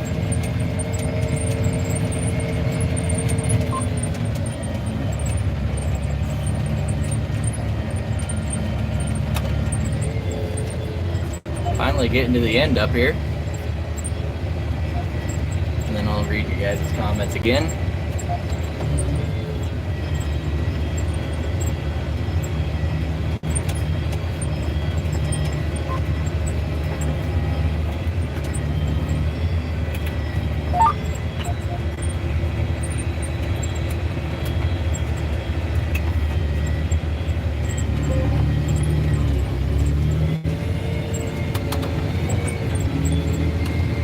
So you can see right here, so we're on the dryland corner, so the Tshirt gets 120, so that's what it's going to run this to.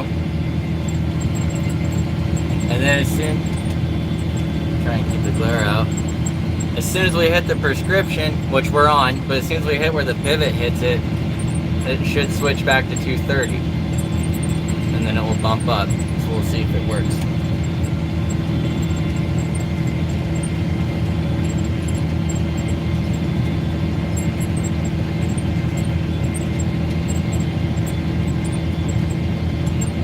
Could be any time.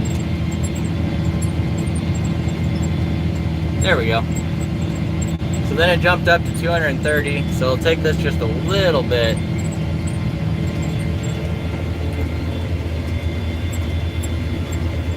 Alright.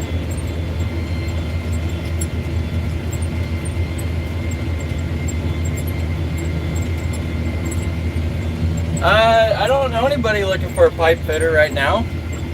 If I do, I'll let them know. 13 more acres. That sounds about right. Let's see where we're at. Got, yeah, about 12 acres left. That's nice. Unfortunately, those are probably going to be the hardest 12 acres because we're getting back here into the dips and stuff. So you guys might be able to see a tank flip, which would be good for you, bad for me. Yeah, the internet out here is a lot better than the house. When I do the live stream in the house again, because I told you guys I would, and I told you I'd give away that hat that was never spoken for. So when I do that, we're gonna have to figure something else out. Might even go to my parents' house or something, because that was kind of frustrating last time. Knock on wood, we haven't had a problem yet today, other than my phone about died, but I got it plugged in, so as long as it stays charging, we're gonna be good.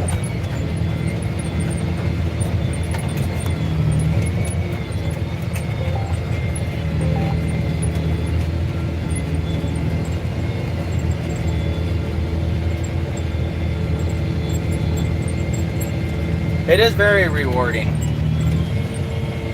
I don't know how good it shows up on camera, but I love that view, like where you see where you go through the field. That something about it just satisfying. Kind of nice. Well, thanks for hanging out, Toxic. Have fun on Fortnite. Never played, but good luck.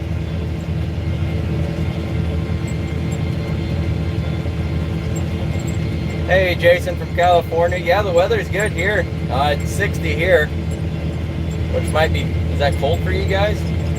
My grandparents always go to California. They travel in a motorhome, and they always go there over the winter. And they always brag about how cold it is there when it's like negative 30 here, and they're cold up there in, like, you know, 60s. They just give you a hard time, but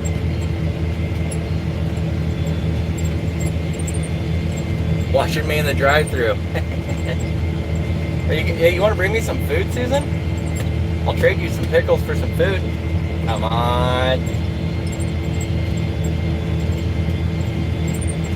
The favorite job on the farm. Wow, I've never really thought about it. I really love harvest, but I don't think it's my favorite because it's really stressful.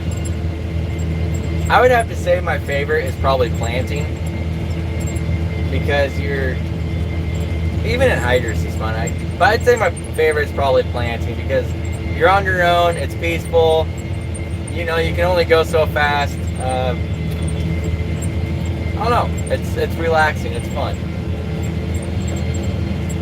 I used to love disking because I love seeing the progress. And that's something that kind of bothers me about planting, is you really don't see the progress as much. And when we used to disc all the time, to look back and you can actually see across the field how much you did, that was pretty fun.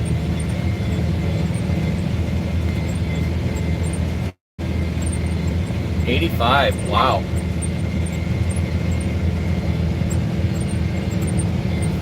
That's nice weather. I'll take your weather come Monday when it's 12 degrees. Sound good? Can we make a trade? I'm gonna be finding something to do inside, that's for sure. Dad says we have a lot of projects to do in the shop, so I'm not sure what that's all gonna entail, but at least it'll be heated. I'm gonna show you this dip. So I disced it down, but right back there is where I went in with the combine and bent the ladder, but I know it doesn't show up very good right now, but it's pretty dang deep.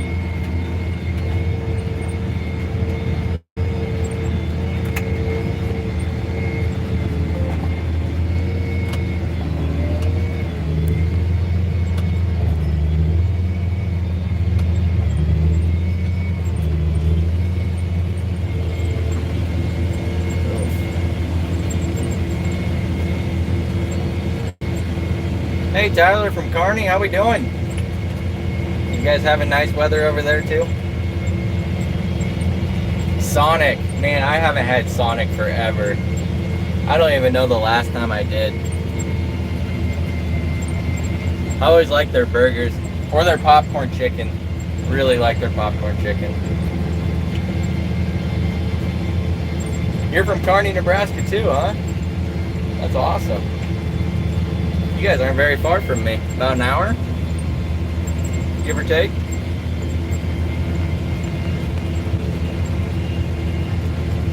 Yeah, the easiest would probably be to say the job I hate the most, that's for sure. There's definitely a few of them. Like most of them. Why did I decide to start haying? You know, I don't know.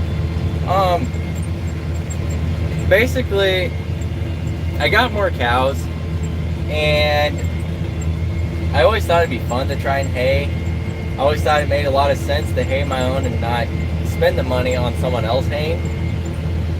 So when I found a baler and a swather and stuff on auctions, I just went ahead and bought them.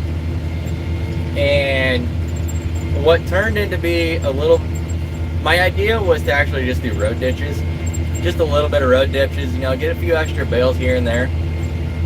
And then that turned into my dad wanted me to do his hay, which turned into my uncle wanted me to do his hay, which turned into my neighbor wanting to do his hay, which turned into my cousins wanting to do their hay, which turned into me getting a ton of road ditches to do, filing for the Nebraska road ditch highways. And that turned into a couple people hearing about it and doing some custom work. So my idea was to just, you know, do 20 bales a year or something like that, and I was going to be happy. You know, I figured, well, if I do go around and get a bale here, bale there, you know, then it'd be worth it if I had my own baler, so I don't have to pay somebody to do all the zigzagging. But I did not anticipate to be so busy haying. And the way it sounds for next year already, that I'm going to be really busy, because there's a couple of haying guys that have more than they can handle, and they talk to me about taking over some jobs they have in my area. So I guess what turned out to be just a little bit of hay turned into a full-on haying ordeal, which is fine with me. I enjoy haying, it's pretty fun.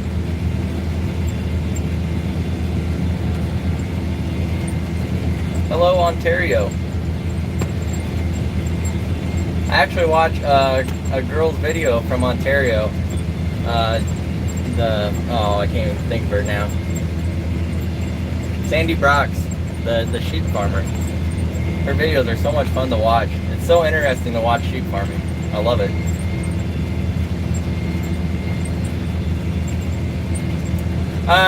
Stefan, yes, I'm gonna actually sell hats. More than likely, they're gonna be like these. Just real simple.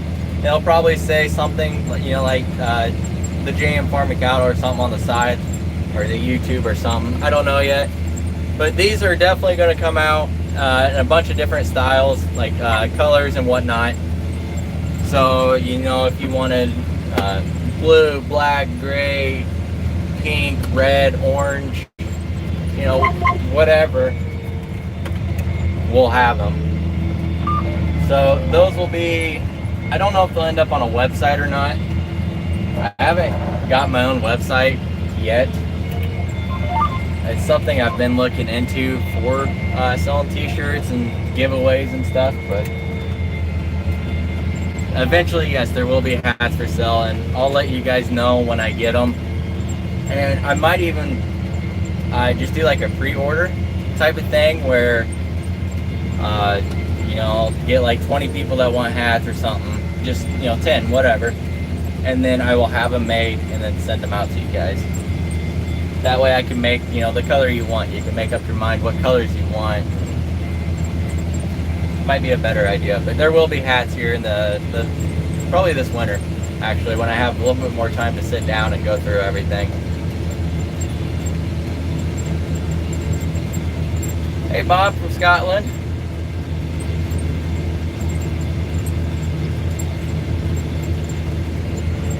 Harvesting up by Kennesaw. You guys about done? My brother-in-law's from Kennesaw. I have a feeling you might know him. The Bitfields? Does that ring a bell? Hello from Alberta. Jason, the weight guesses. So the guesses are going to end on Sunday night when I put the video together. Then I will, in the beginning of the video, I will go through and say who the winner is and post a ticket so everybody can see that I'm not just randomly selecting somebody. So the video is going to be posted Monday morning, and then that will tell you who the winner is. And I think the way I'm going to do it is that person, I will comment on their comment. That sounds weird. I'll reply to their comment on the last video that they won, and then I will mention them and the winner. Your sister's on the phone. Your sister's calling you. And I will mention them in the other video, and they will have a couple days to get a hold of me, because I understand that people are busy and they can't be on there the very second it comes out. But they'll have a couple days to get a hold of me. Otherwise, I'll have to go to the next winner. But be on the lookout Monday. All guesses need to be in by Sunday night, though. Sheep Girl. That's right. Yeah, I actually watch her husband's channel too. It's kind of cool that they both do that. That's crazy. You're only 40 miles away, or 40 minutes away. Do you ever go visit him, or have you ever? I would love to. But I think that'd probably be weird just to randomly show up and be like, hey, I want to see your farm. Might be frowned upon. Some people are really against that, and some people are open to it. Like me personally, I'd be alright with this. Somebody just randomly showed up and said, hey, I wanna see it. Well, that's fine. I'll show you around and you can meet us. But somebody showed up, at midnight and started snooping around, then that obviously is not okay. That might get you shot or beat. But everybody has their own rules and whatnot.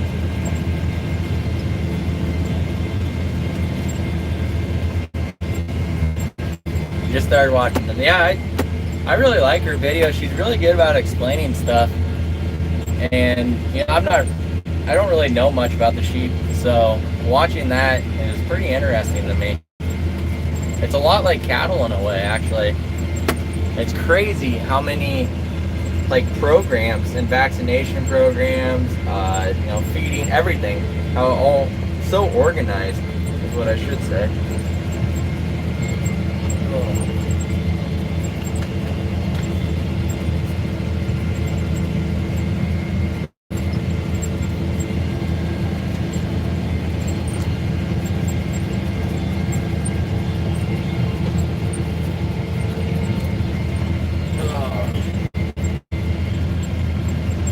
Looks like we got one round left. I'll show you the dip here again. See if you can watch it. I'll show this back here. You might see it better. If you watch the tank, you might be able to see it. How steep it really is.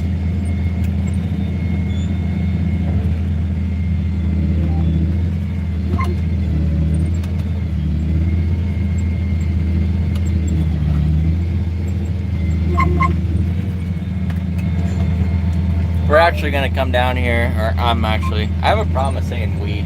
Somebody pointed that out in a video once, because I always say we and it's always me.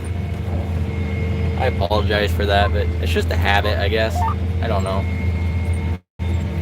But I am planning on coming down here before the ground freezes hard, and I'm gonna fill this in because it doesn't need to be this deep. It's gonna be really hard on the planter and just everything in general.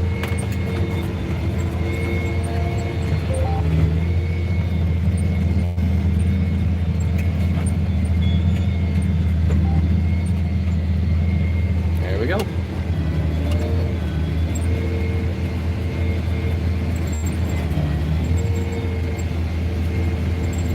I don't know if we're really going to upgrade anything this year. We got a few things that we're going to work on, but as far as actually updating, I think we're pretty good this year. We kind of kicked the idea around of maybe purchasing a new disc.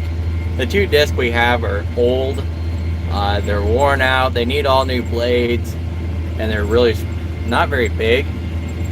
So we kicked that idea around, but I doubt we do, because the only thing we use a disc for is just a discing up the ends. We do have some ground that we're going to disc. A farmer retired and the landowner asked us to farm it. So we're going to farm some ground, a new piece of ground, and he was on 30-inch spacings and we're on 36. So we actually are going to have to tear up that whole field, and that's kind of why we've been kicking the idea around to a disc. But that would be the only thing that I see us upgrading. I guess we demoed that draper. I don't know if you've seen that video or not. We have a flex head auger for bean harvest, and we demoed a draper the same size. And my dad and uncle and myself all really liked it. So I don't know for sure if that's something we might upgrade to. We were able to run a lot more hours using that, and then we were able to run in like tougher conditions because it just came into the combine so much better. But the amount of money it would cost to upgrade that, and with corn the way it is, I don't think we will. So probably nothing this year, nothing exciting anyways.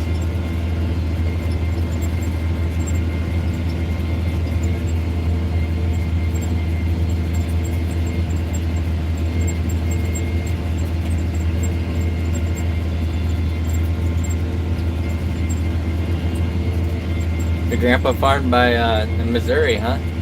So did you take over, or are you plan on it? Oh boy, that's a big hole.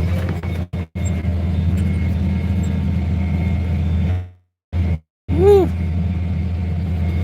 Better take my time through there. I didn't know that was that bad. I about broke my nose.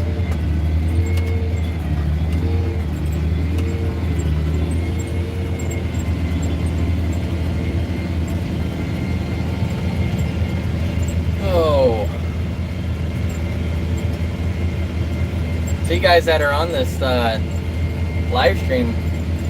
What do you guys have? So I guess my question is we're starting to run out of field work, so there's not going to be a whole lot more field work to do videos on. We still got shredding and whatnot. We can do that all winter long, because that don't matter if the ground's froze, because we're just cutting stalks. But what do you guys want to see this winter? Do you got any video ideas for me? I'm always looking for video ideas. You know, there's a lot of things that I overlook that people would like to see, just because I see it all the time, so it doesn't stand out. But if there's ever anything you guys want to see, you know, just comment down in the videos and let me know, and you know, I'll get a video of it. You know, a lot of people asked about an equipment tour, and I did do that. But any type of videos you guys want to see, just comment down below what you want to see, or if you want me to go in detail on something, or whatever the case is. You know, I'd love to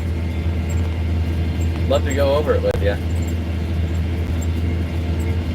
In-shop stuff, Todd. You mean just like projects in general, or? Because we do have some of that we're going to be doing.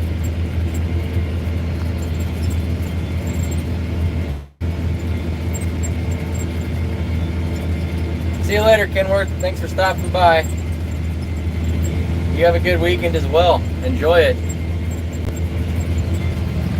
Okay, Todd. Yeah, I think we'll actually be working on some stuff come Monday, because it's going to be so cold. So I'll get some video of that.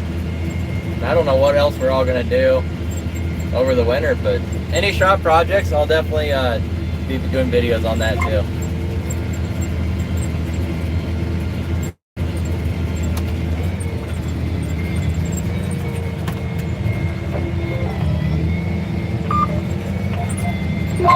One sec, I'll get turned around here.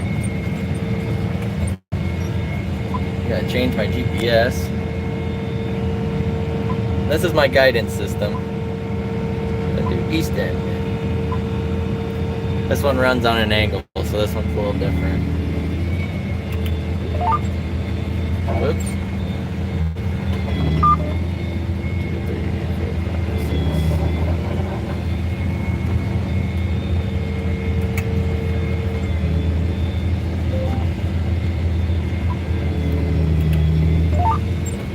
Go back to my home page.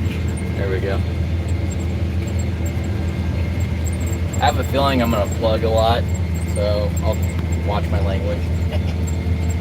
We're doing the outside, and it's just super grassy, and this thing does not like grass. No, we're on 36-inch rows because we really didn't want to spend the money on switching all of our equipment over. In the long run, it's probably going to be worth it, but we'd have so much equipment to switch over, you know, and we wouldn't get much money out of the equipment we have, because nobody really wants 36-inch rows anymore. But that's the main reason we haven't switched over to 30. It's just because, you know, and you might want to know like what, but basically we have 3 of everything, so except for combine. But we'd have to switch out our corn head to 30-inch rows. We'd have to switch out the spacings, which the duals and stuff, that's pretty minor for expense. We have 3 anhydrous bars that we'd have to sell and buy new. We'd have to buy 2 new planters and get rid of ours. Our shredders, that would switch. A root baller, we'd have to buy, we have one of those. We'd have to sell that and buy a different one. We have 3 hillers that we'd have to sell and then buy 3 of those. We have 2 row crop cultivators that we'd have to sell and buy new of. And that's pretty much it. But having to do 3 of everything really adds to the expense, because this equipment would go dirt cheap because nobody really wants them in our area anymore. So that's why. More cows. We'll definitely have some cow videos. The video on Monday is actually to do with the cows. When we went up to go get the pasture cattle, and there was 4 stock trailer loads, but we came back I didn't do any filming. My wife did. So if you don't like the filming, take it out on her. I'll be sure to let her know.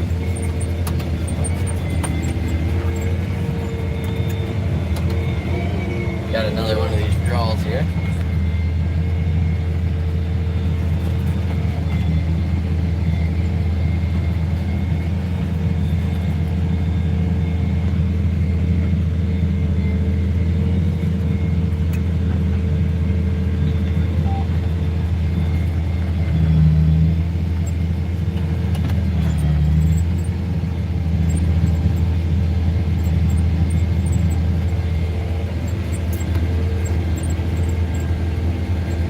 I do still do custom trucking, but I do have a driver in my truck because I am so busy with all the farming and the cattle that the company I work for, well, so I own my own company, but the company I dispatch through, their loads have gotten to be so many a week that I can't handle it with farming and everything. So I hired a driver in my truck, but my truck still goes down the road all the time. It's still got the trucking company, just not me driving, unless he's sick, of course.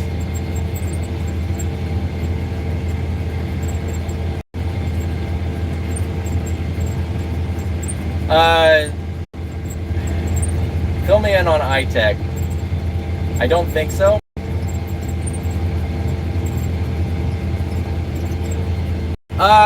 No, it won't take me long to get ready. The bad news would be I'd probably drop the camera and you guys won't get to see any of it. But I'm always ready.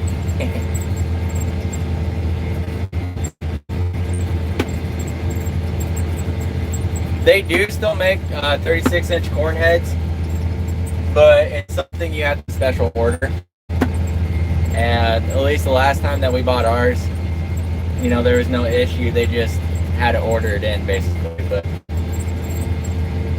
as far as like 36-inch equipment sitting on a lot in our area, not at all. Which is actually why I ended up buying all of my equipment on auction, is because there's none in our area. So I had to look for it on auction, and then I can find it in the surrounding areas. I normally don't ever go outside of Nebraska though, because I don't want to drive that far. You know, now that you said coyote, I just can't stop taking my eyes off the fence line. Thanks.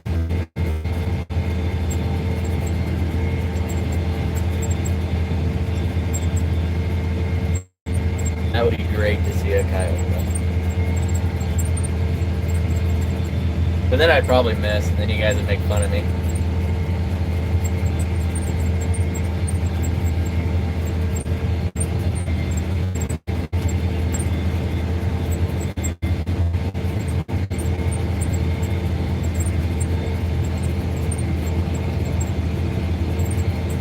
Okay, I got you on the iTech.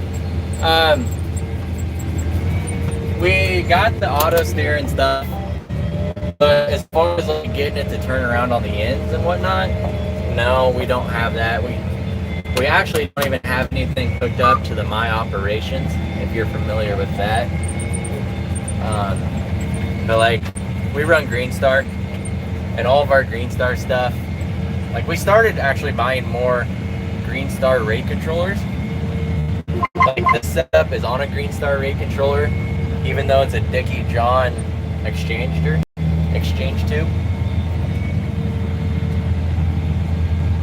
Sorry, I'm watching that. Make sure I don't go through anything. We started switching a lot of equipment to run that, so that way we could run like prescriptions on everything, which is what I'm doing right now. But that's about as advanced as we got on that.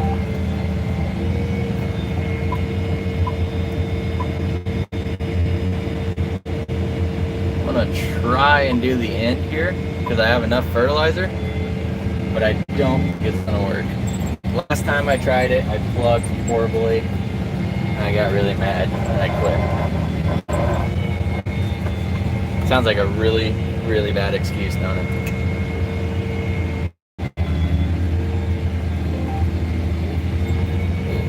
Sorry, I'm focusing here.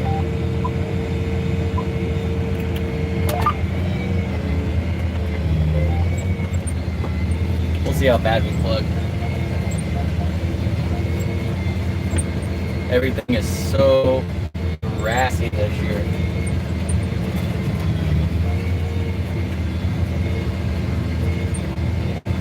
Anybody else having that problem that farms? See you later, Jason. Thanks for hanging out. I appreciate it. You guys have a good weekend as well. Enjoy it. I'm not getting my tractor to drive straight.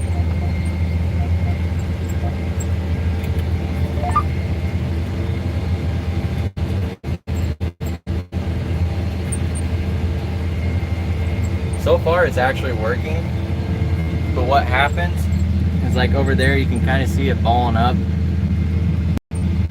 and then it gets wrapped around the blades and it just plugs terribly. All that stringy grass. But I figured if, yep, that ain't gonna work.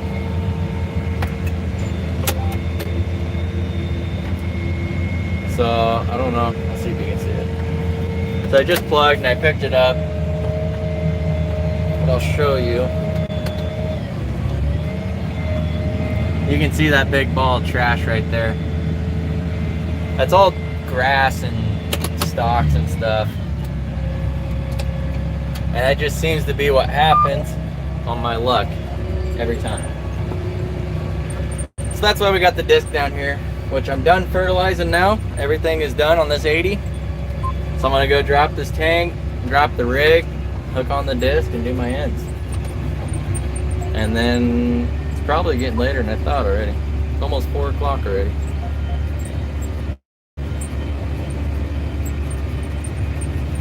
Then I'll probably head down and get ready to go to my brother-in-law's birthday party celebration.